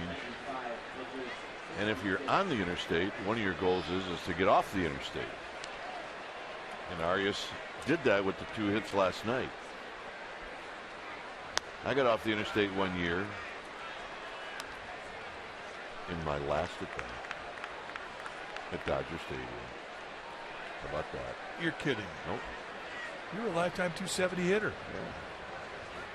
You see it on the interstate the whole year? It was in 1984. Most of my at-bats came as a pinch hitter. Well, that doesn't count. Well, you're still on the interstate whether you're a pinch hitter or not. But I had a high hopper over the third baseman at Dodger Stadium the last game of the season. Little pop-up. Is this a thing? Oh, baby. Right. I mean, once you're off the interstate, hits just keep falling like crazy. Well, you know, he deserves a little magic.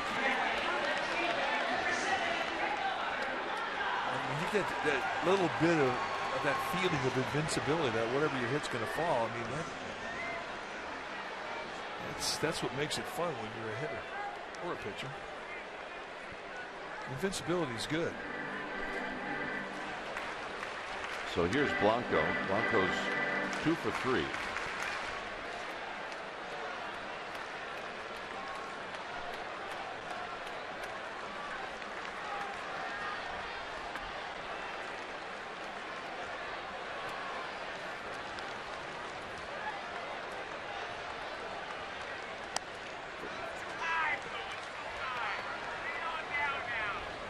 Yeah, it was off of Hershiser. That's what they're telling me in the truck. I think I owned Hershiser. Well, you did that day. 2 for 2. He couldn't get you out. High pop-up out of play.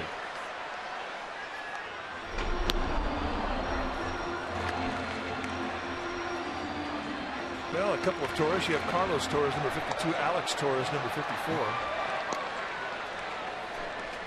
Or you can go by one with the helmet, one without.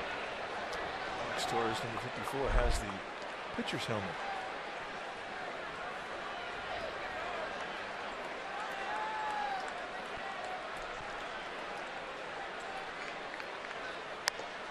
Two balls and one strike.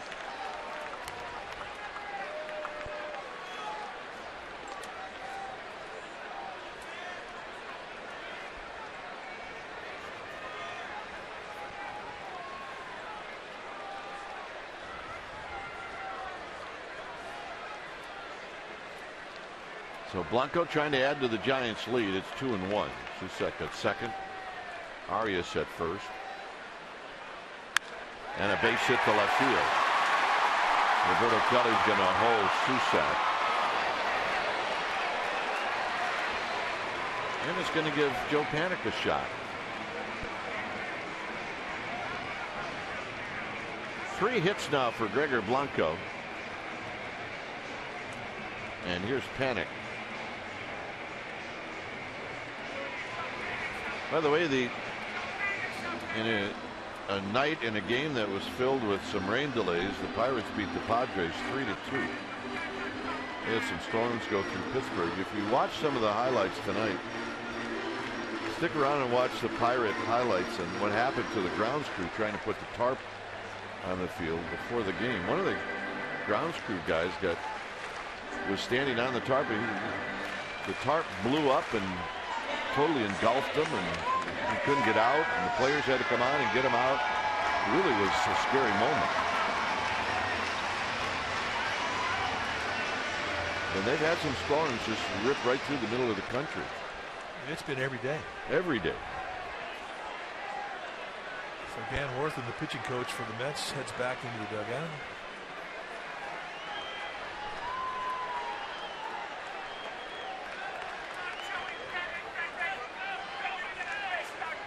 So Colon to Panik. And Panik skies one to left for Mayberry. And Mayberry near the line will put it away, and that'll end the inning. 7th inning coming up. Contos coming in.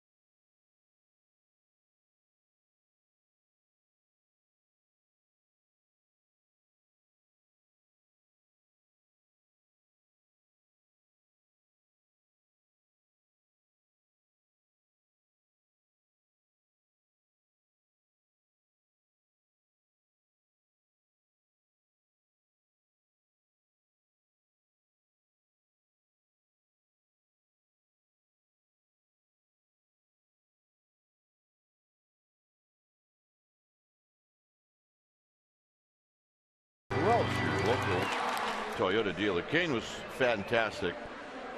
He went 6 innings, 2 hits, 2 walks, 7 strikeouts. Bartolo Colon pitched pretty well. Hunter Pence has got an RBI. He's been part of a double play that was absolutely terrific. And the Giants, you're right, they're looking to end a 7-game losing streak. And it's time for Change Things Speedy Oil Change and Auto Service, your oil change tune-up and brake experts. George Contos, the new pitcher now for the Giants, 40th time that he has come in this first half of the 2015 year. 2-1 with a 1.74 ERA. He's been fantastic. Just 34 base runners allowed in 41 1/3. And the right-handers hitting better against Cantos than left-handers, which is a bit unusual. But even the right-hander is not exactly lighting it up. Overall, the league hitting 195 against him.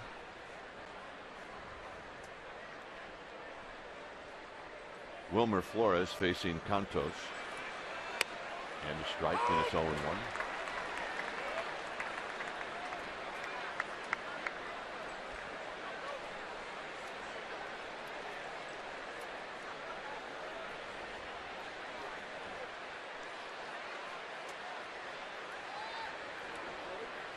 Swing and a miss, 0-2.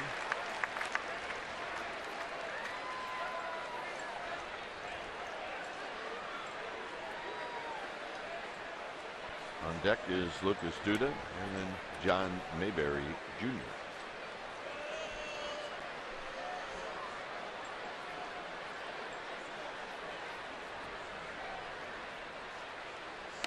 Outside, 1-2.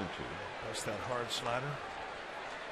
Cantos give you 3 different types of breaking ball: a cutter, a slider, and a curveball. You see Hunter Pence from behind the chain link fence in right field.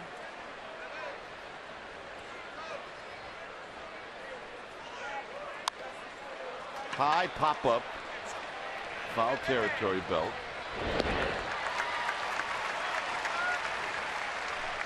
Phillies are in town Saturday, July 11th. The first 20,000 fans are going to receive a World Champions license plate courtesy of Good Neighbor Pharmacy. And then on Sunday, first 20,000 fans, they're going to get a World Series cap presented by Dignity Health. Here's Duda.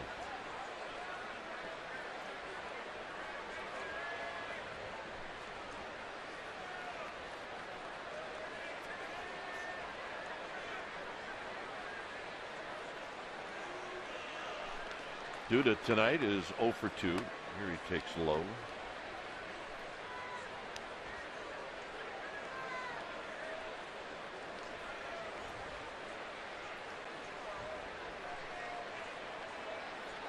Duda, lots of power, but as you mentioned earlier in the broadcast, he is on a major scuffle. Shallow left field, but it's going to fall foul on top of the bullpen mound down the left field line. Duda, 9 for his last 68 with 27 strikeouts. Yeah.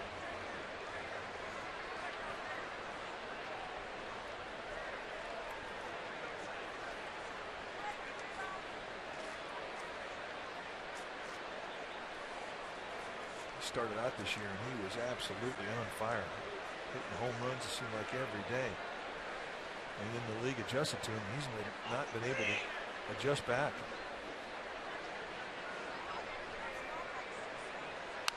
Ball back. There's a good rip. Overshift is on. It's 1-2. In his mind, he's thinking, I just had a good pitch to hit and I missed it. When you're in a slump, that's how your mind works. When you're swinging good, you're getting hits, you're just thinking, that's a good swing.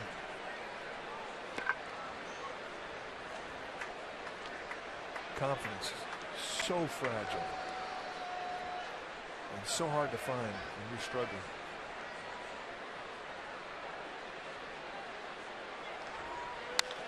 Pull foul. Look out. George Cantos is not exactly getting him off his back leg at all. I mean, these are pretty healthy hacks.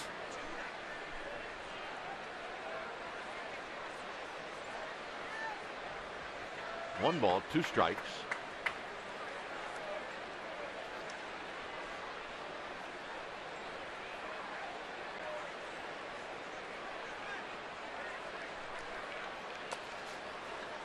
Two and 2.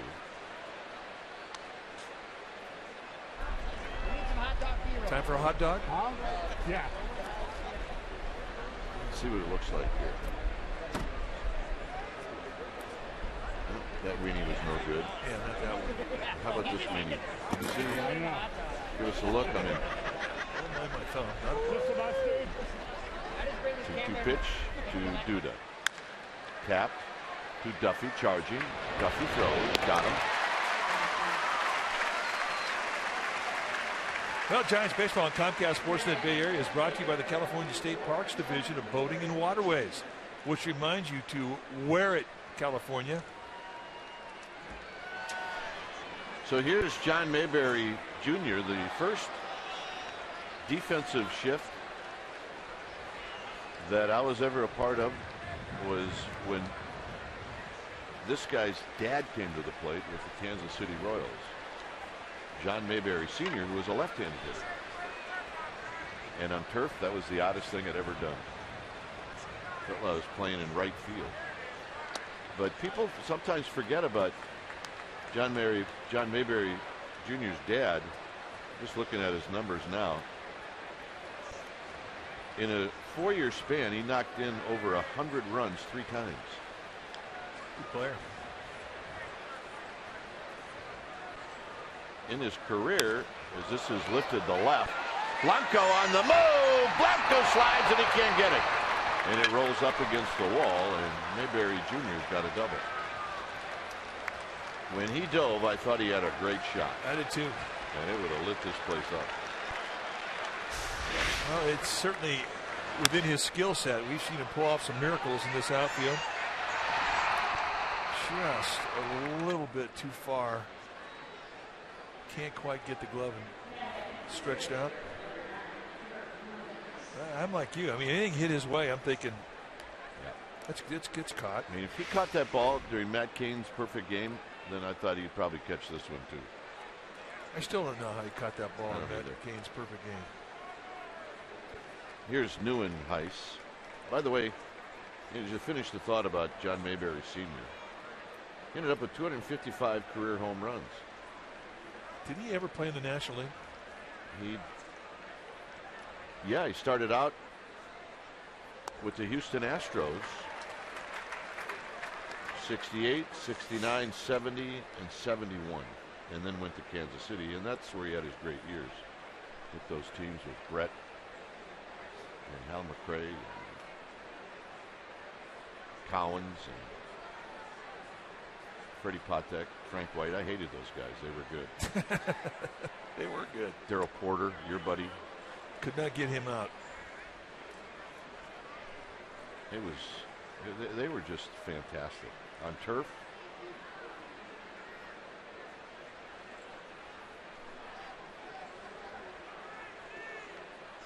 it's the only time I played against Harmon Killebrew. He was a DH there in my rookie year. 1-1 pitch. Swing and a miss. 1-2. Good hard slider. The thing about Canto's slider, it has always been his best kill pitch, is the break on it. It's straight down it.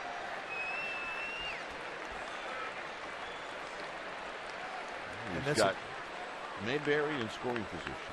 And that's an easy pitch to fall in love with. And at times in his career, he has done that.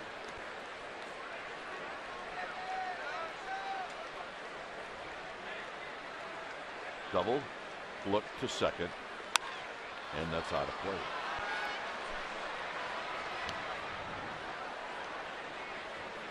Think about sliders. You can throw 5 sliders in a row, and usually your best slider of those 5s is going to come early. By the time you get to the 5th slider, it's going to get a little diluted. And I think the slider takes the most out of your arm. Yeah, I was always looking for the diluted one. I was a connoisseur of diluted sliders. He had 196 home runs. A lot of them were on the diluted sliders. Here's the 1-2, and it's bounced foul. I have to tell you though, never one time did somebody come back after they hit a home run in the dugout. What'd you hit? I have a diluted slider. Or pitching coach or manager with pitcher coming back in the dugout. Well, what was that you gave up that home? It was my diluted slider. Well, I mean, that's how you felt. If you threw too many, the hitters would let you know real quick. Well, it's too much information to give a pitching coach because they'd want to know, well, what did you throw a diluted slider for? You would get asked that too. Foul back.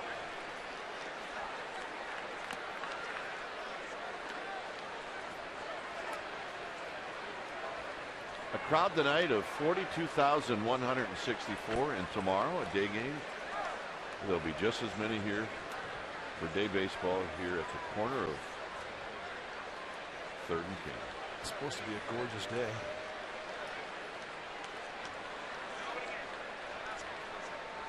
One and two. Popped them up. More work for Belt or Panic. It's going to be Panic. Side retired. Duffy's going to lead things off.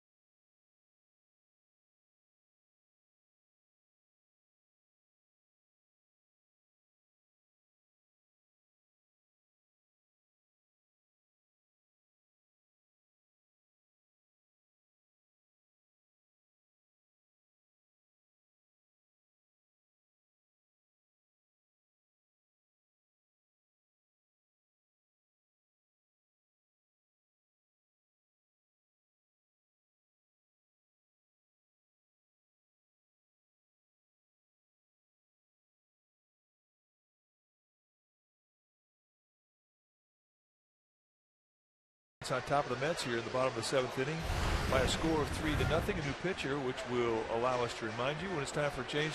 Think Speedy Oil Change and Auto Service, your oil change, tune-up, and brake experts. Carlos Torres, a new pitcher for the Mets. And when you take your at-bats against Carlos Torres, you're going to see a fastball that's low 90s. He's got a curveball, slider, changeup. Basic 4-pitch package you see from most starters, which is what he was early in his career. So Duffy takes a strike. He's 1 for 3. Giants 3, Mets nothing here in the 7th. It looks like Hunter Strickland is starting to throw.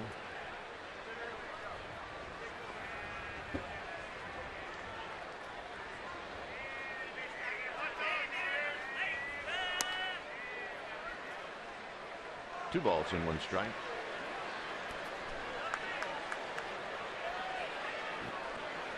There you see Strickland. Swinging and a miss. That's good hard breaking the ball at 91 miles an hour. Carlos Torres, born in Santa Cruz, went to Aptos High School. Yep, waiting for Duffy. You like the Duff man. See you later. That's 93-mile-an-hour paint from Carlos Torres. Now let's take a look at how lucky the catcher framing this thing. Really didn't do much of framing, just caught it between the knees at the outside target. And they definitely had Doug Eddings go with the pitch.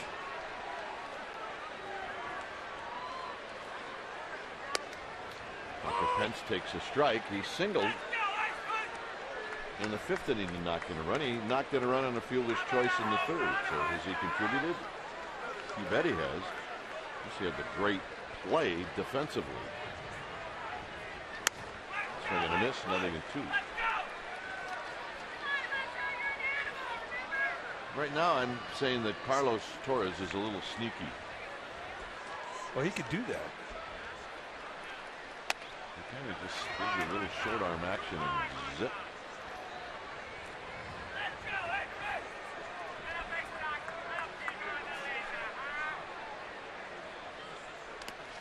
Two and two. And Torres, I mean, he has been hot and cold this year. I mean, there was one stretch where there was 8 runs in like 10 innings, and that's kind of killed his ERA. The rest of the time, he's been pretty good.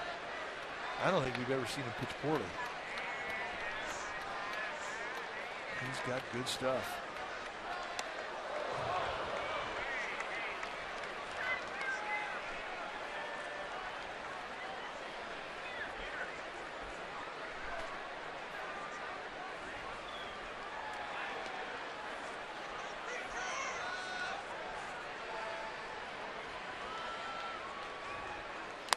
Got him. The backup slider. Let's take a look at the night for Hunter Pence, and it has been a good one. Greets the fans, says thank you for the welcome. Ben with 2 outs. Runs the first and second. Base hit. But this is the play of the night. Runner at third base, nobody out. He catches a fly ball for 1 out, and then 360s, a perfect strike to Andrew Susak, who puts on the tag. It turns out to be a double play, and it preserved 6 shutout innings for Matt Cain. So welcome back, indeed, Hunter Pence. Here's Crawford. Well, the other thing that happens too is trainers look for testers. And he got a good tester on that sliding catch. He really did. And he passed it. So far, so good. You know, tight. When you're going for that play, I mean, you're not thinking about your wrist at all. You're thinking about making the play, getting up, getting into a throwing position because you know that guy's probably going to tag, which Granderson did. And it really was the same type of play that he aggravated it on when he had to go to his right, Triples Alley, on the ball hit by Andy McCutcheon, which he landed on his wrist, and it aggravated the wrist.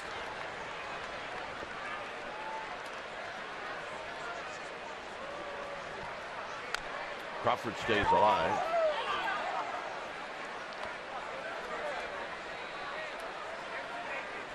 Giants 3, Mets nothing here in the 7th.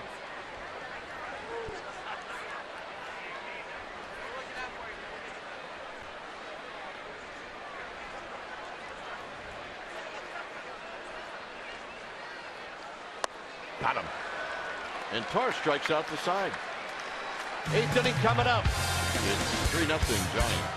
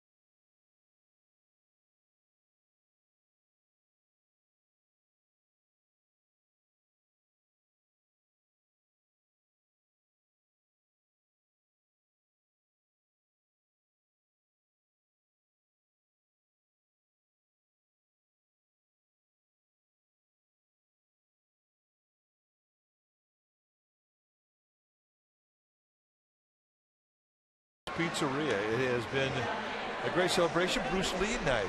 75th birthday for Bruce Lee. Celebration. Lots of smiles. Oh, yeah. There's a family that totally gets it. The big horse on the hill, Matt Cain, made his first start in a year here at AT&T. And, of course, it was time to welcome back Hunter Pence. That's Fun at the Ballpark, brought to you by Amici's East Coast Pizzeria. When it's time for a change, think Speedy Oil Change and Auto Service, your oil change tune-up and brake experts. So Hunter Strickland, the new pitcher now for the Giants. Take a look at his numbers. 0-1 with a 2.33 ERA, 19 base runners and 19 in the third. League hitting 217 against him. Mid to 90s fastball, cutter, slider, split. Here's Kevin Plawecki and the strike, and it's 0-1.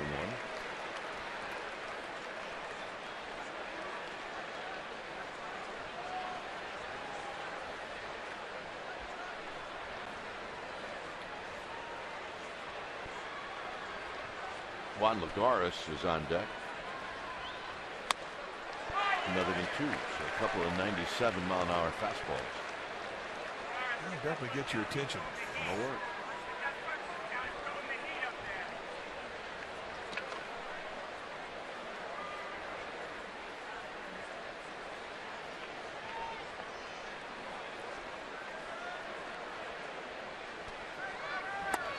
Outside, 1-2.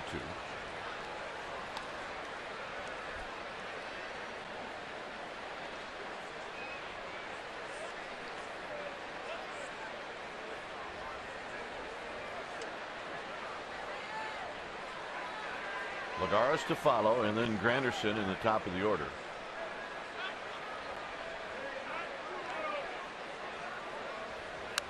Foul back. So Plawecki had a pretty good rip at a 1-2 fastball. Yeah, he definitely took swing out.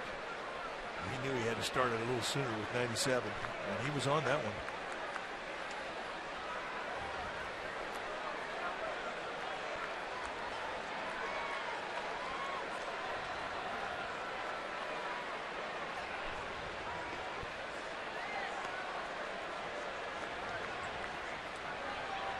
Cain, Contos, and now Strickland. Up and out of play.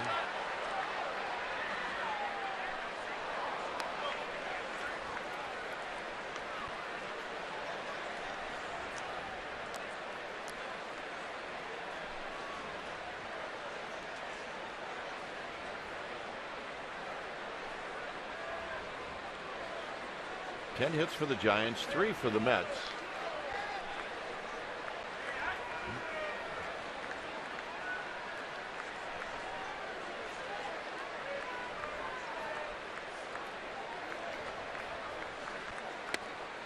Two and 2.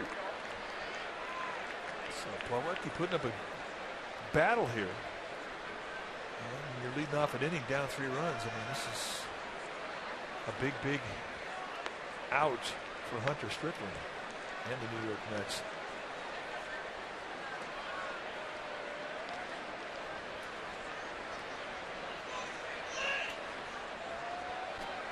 Two and 2.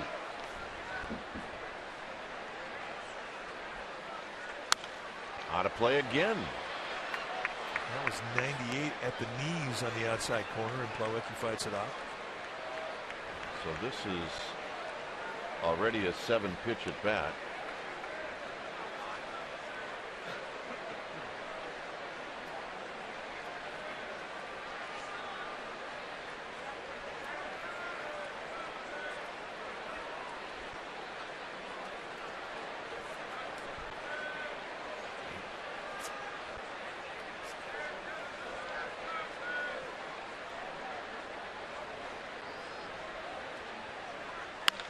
On the ground, that's a fair ball.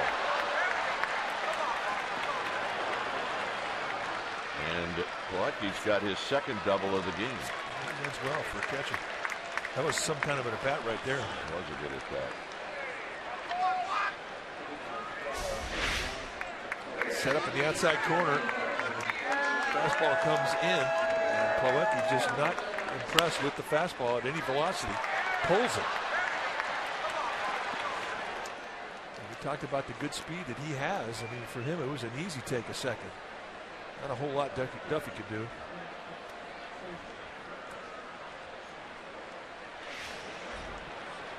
So here's Lagares. Josh Osich heating up.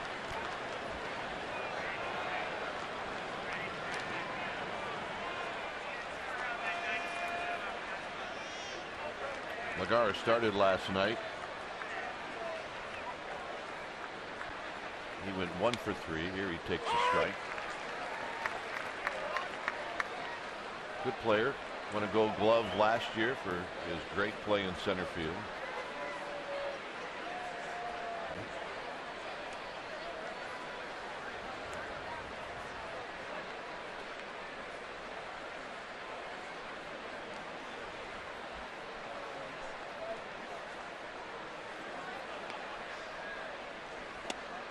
One ball and one strike.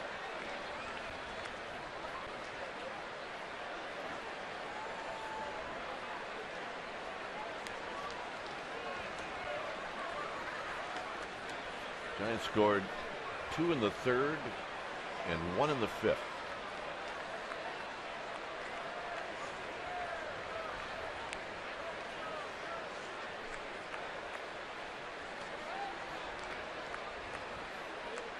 Swing and a miss. 1 and 2. 96 with cut again. That's a tough location to hit. Any speed of a fastball.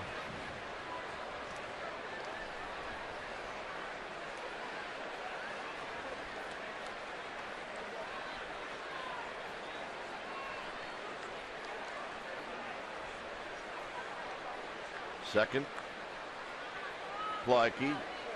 1 and 2 to Lagares. Foul back. Boy, they're taking some good rips. Well, they really are. I mean, that was 98, a 2-strike count.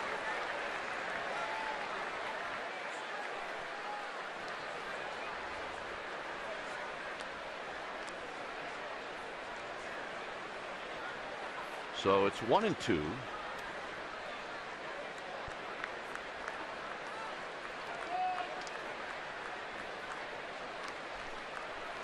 Just cannot nail down that hard slider. So it's been all fastballs.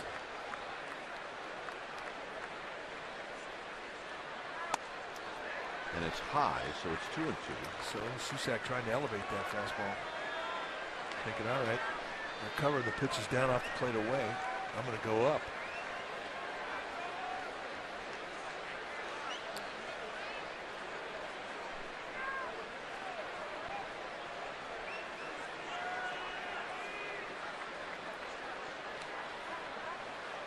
Two balls, 2 strikes.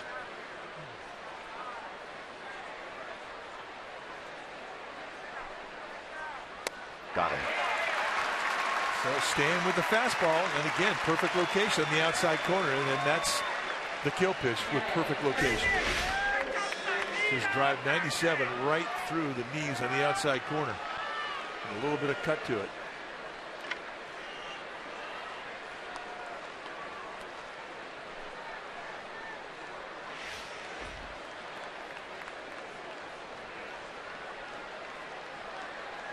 So here's Granderson.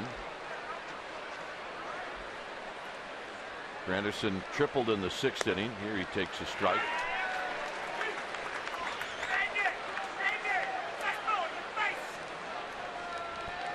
With that strikeout, Javier Lopez has, or Josh Osich rather, has sort of slowed down, but he is thinking about Daniel Murphy.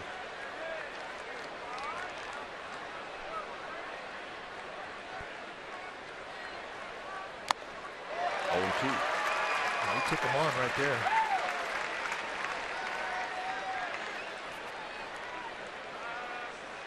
'97, right through the heart of the plate. If you hit in a little bit of a crouch like Granderson does, that fastball looks really good. And you really become more of a low ball hitter when you hit out of a crouch.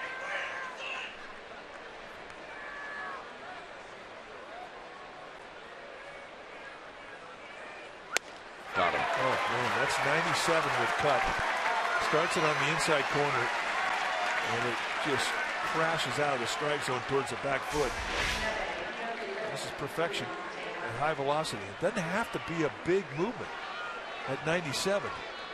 Just get off straight, and that was not straight. A little cut, and he gets another strikeout.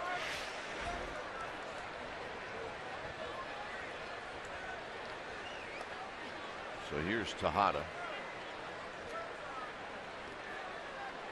Tejada is 0 for 2. He walked in the third. Tejada was the hitter that hit the pop-up that Pence made the great play on. And turned it into a double play. Big Daddy. Yep, she likes Big Daddy Kane.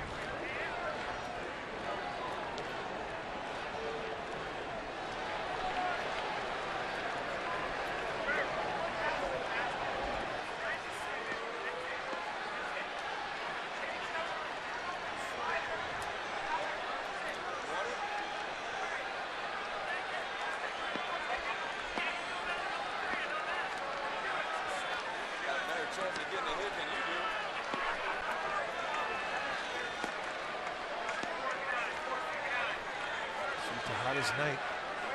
0 for 2 with a walk. And he's going to sit on one pitch here. He's going to look fastball. End of story. 2 balls and no strikes. And you look at that 97 mile-an-hour movement there. I mean, that's a cutter. At times it can be big enough to where you think it's a slider, but it's not. Not at that velocity. And Hunter Strickland has also come up with a 2-seam fastball that he'll throw more to lefties that has a little movement going the other way. And that was a breakthrough for him.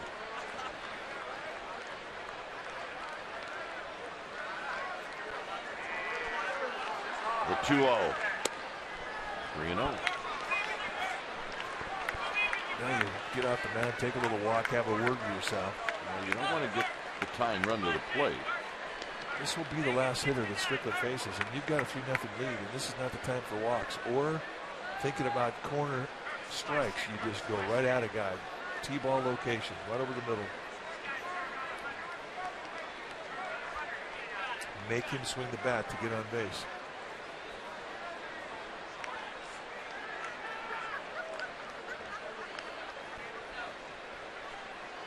Three and 0.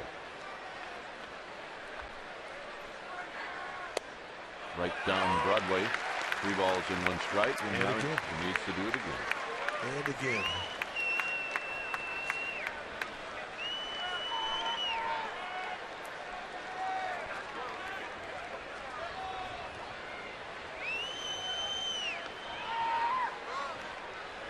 One of those situations you really don't have to put a sign down if you're a catcher. No.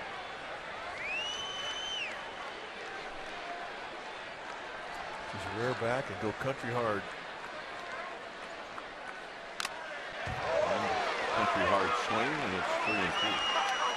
It's pretty easy to hit in this situation. Not that it's ever easy to hit 97, 98 mile-an-hour fastballs, no matter where they're at. But at least from a hitter's perspective, you're not thinking about change-ups and curveballs and splits. And you can even guess in 2-strike situations.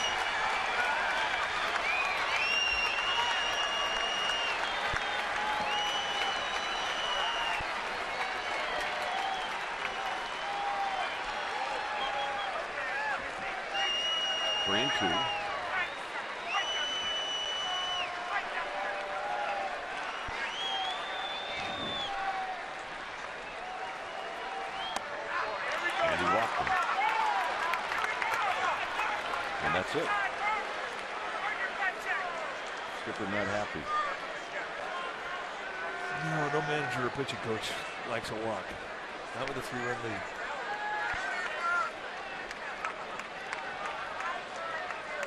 So, the Rook. Osich is coming in. It's 3-0 Giants.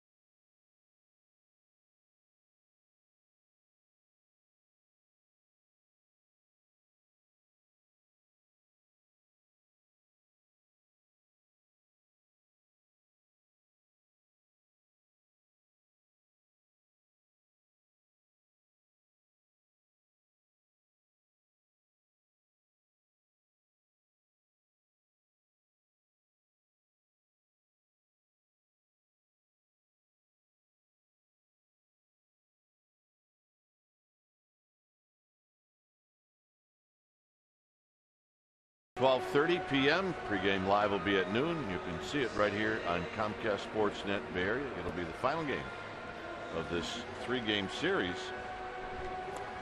And one of the All-Stars is pitching for the Mets, Jacob deGrom. He's really good. Jake Peavy coming off a terrific start in Washington, so it should be a good matchup. So join us. And then the Phillies are in town. And then the 4-day All-Star break. Pretty psyched about that.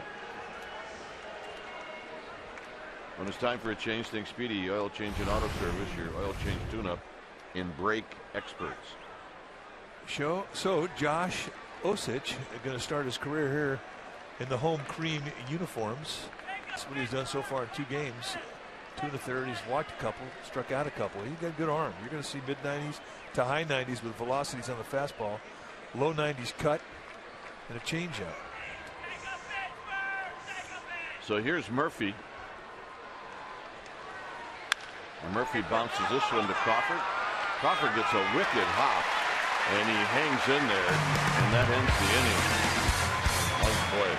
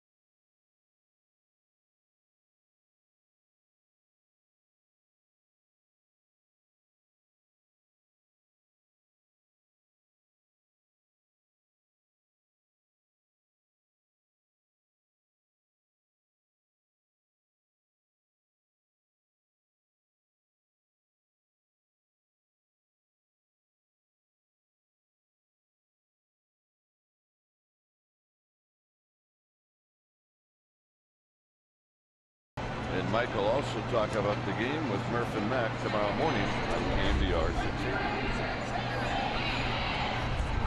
It's a 3-0 lead for the Giants. And the new pitcher is Alex Torres. Take a look at the numbers for Alex Torres. 34 games that he's been in here. And check out these numbers. A lot of 20s. 27 innings, 22 hits, 20 walks. 29 strikeouts. And the other thing that jumps off the page is lefties hitting 271, righties hitting $167 against him. He's a 4-pitch guy, fastball that goes low to mid-90s, curveball, slider, changeup. And he's the only guy in the league that wears the protective headpiece for pitchers. Good for him. Belt swings and misses, 0-1. You know, if I wore that and I was the only guy in the league, I think I'd want to get hit in the head just to prove everybody that, you know what, that's why I wear it, pal. Softly. Softly. Yeah, softly.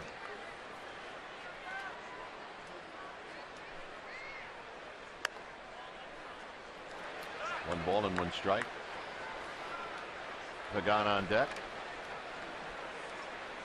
And then Susak.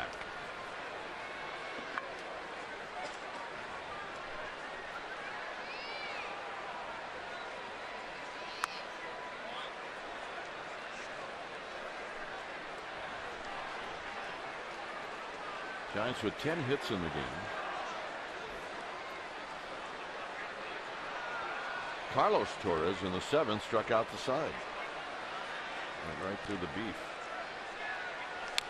Bell, 2-2.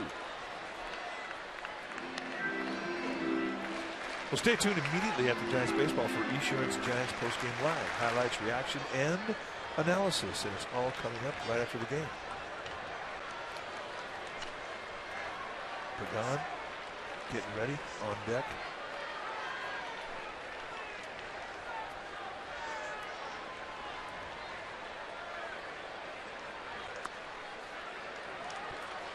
Three and 2 to bet.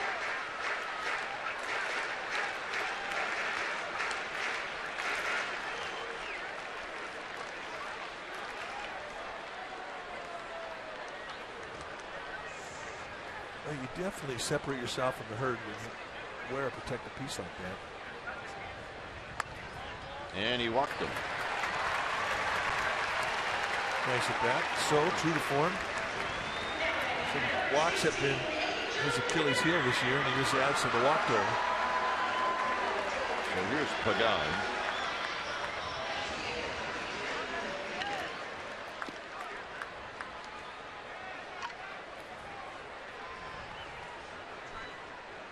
Pagan tonight is 0 for 3. His average now at 262.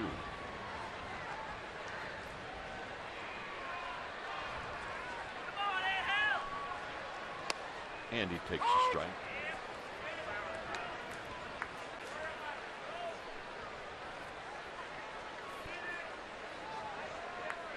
.262, as you said, but from the right side, Pagan's been fantastic.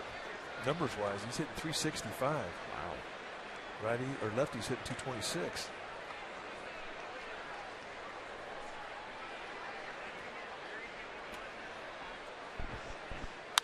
On the ground, maybe a pair, and it is. So 2 outs. And here's Susak.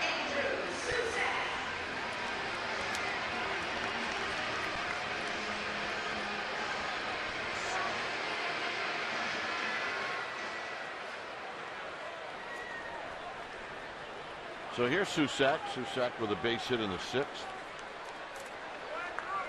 Santiago Garcia in the bullpen.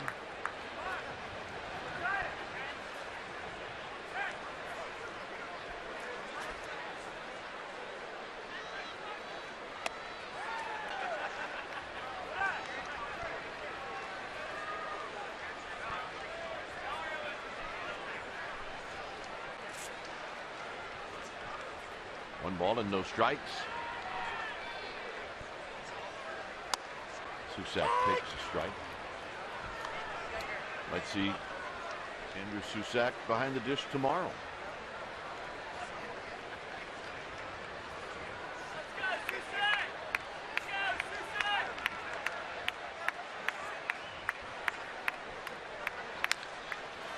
Tap foul. Let's see Buster Posey at first. 1 ball and 2 strikes.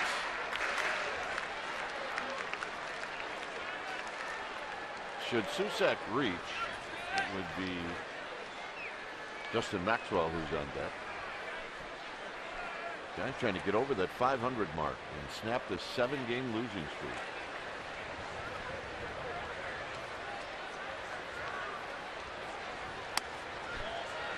Two and 2. 7-game losing streak has an unusual effect on a team because you go through it, you feel like you've been losing for a month. Especially when you go 0 for a road trip. It just elongates the whole thing.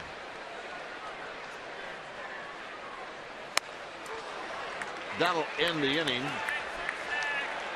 It'll be Wilmer Flores to lead things off with Casilla coming in.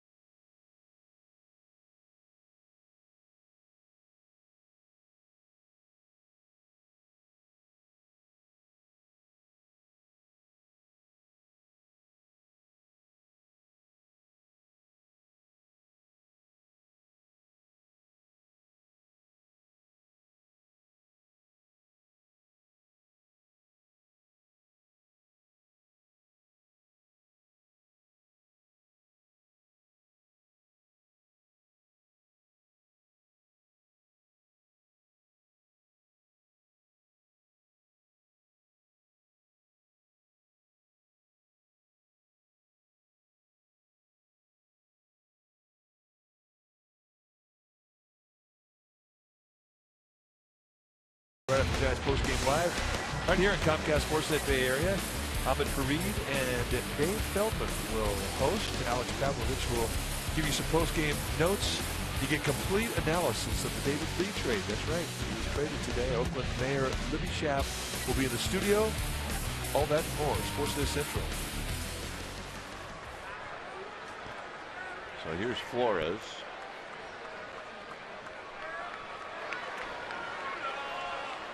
Flores 0 for 3. This will be the third different pitcher that Flores is going to see. Santiago Garcia, 20 saves coming into this save opportunity. 4-2 with a 3.30 ERA. There's a strike. Phillies beat the Dodgers. That game now just over.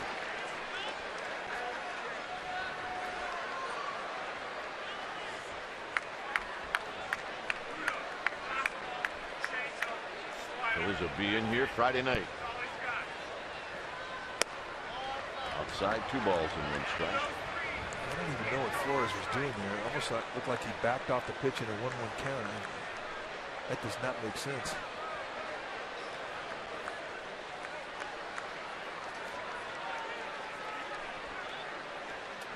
Unless he thought the count was different. He swung at ball 3 and it's 2-2. That ate him up. It did. Garcia has had a little bump in the road confidence-wise. Here are 2 seams at 93. He's about 5 inches above the thumbs. Ouch.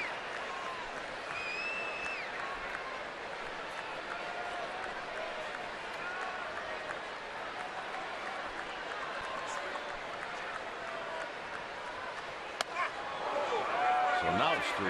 And this becomes a big pitch for Garcia. He's looking for confidence. Last 8 hitters that he has faced, he's given up 6 hits. And that came out of nowhere. Guys thought he had a little fatigue in the arm, which sat him down for a couple days. So this becomes a big pitch.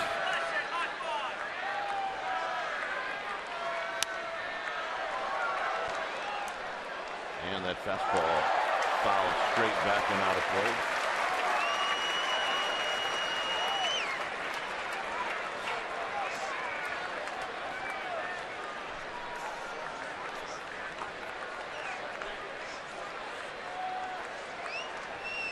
Three balls, 2 strikes. Lucas Duda on deck.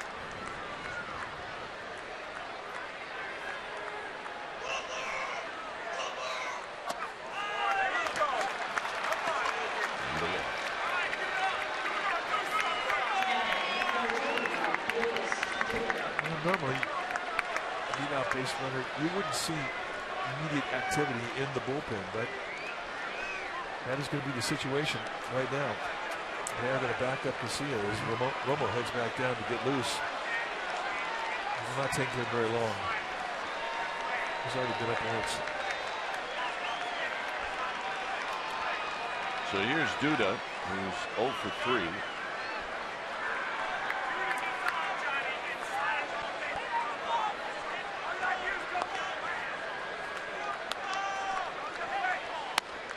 One ball and no strikes.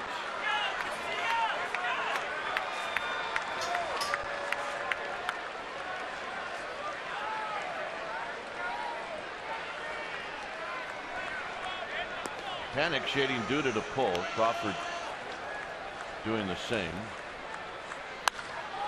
And this is lifted into left center field. It's a mile high. And Blanco is going to catch it in front of Pagan.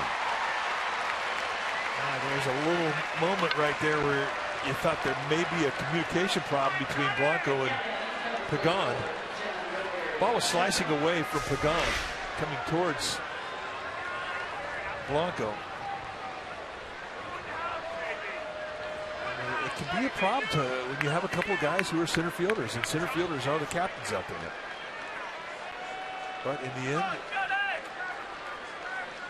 they get it done. They get the out. Here's John Mayberry, who doubled off of Cantos in the 7th. There's a strike and it's 0-1. Always much better for Castillo when he gets that first pitch strike. Yeah, it is, and it just totally relaxes him. He's a guy that absolutely builds his confidence within the inning of a save. And it always starts with strike one. And now another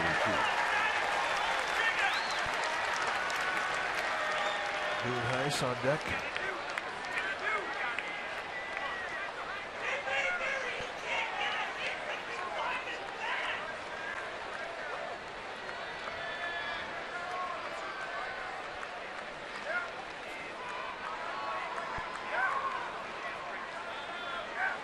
In the dirt, blocked by Susak.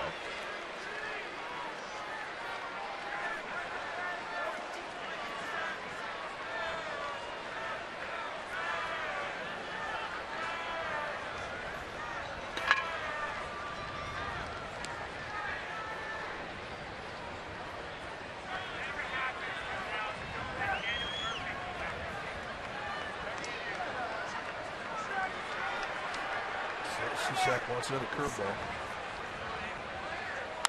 Up the middle. Panic will step on the bag, and that's a double play, and that's the ball game. So Castillo smiling, says thank you very much. And the Giants snap that 7-game losing streak. And I don't know, at some point, Mike, towards the end of the year, we may look back on this one and say, Matt Cain, we needed you to come through, and he did. Boy, a big league stop job right there. And his first start in about a year here at AT&T Park, he really shows up with a great command of everything. And Hunter Pence, big contribution with energy. And the end result is they walk out of here with a win. So a couple of guys coming back, and they both contribute mightily. Final score here at AT&T Park. Game 2 of the series goes to the Giants. Giants 3, Mets nothing. Thanks for joining us. Stay tuned. Esurance Giants postgame live with interviews on the wrap starts right now.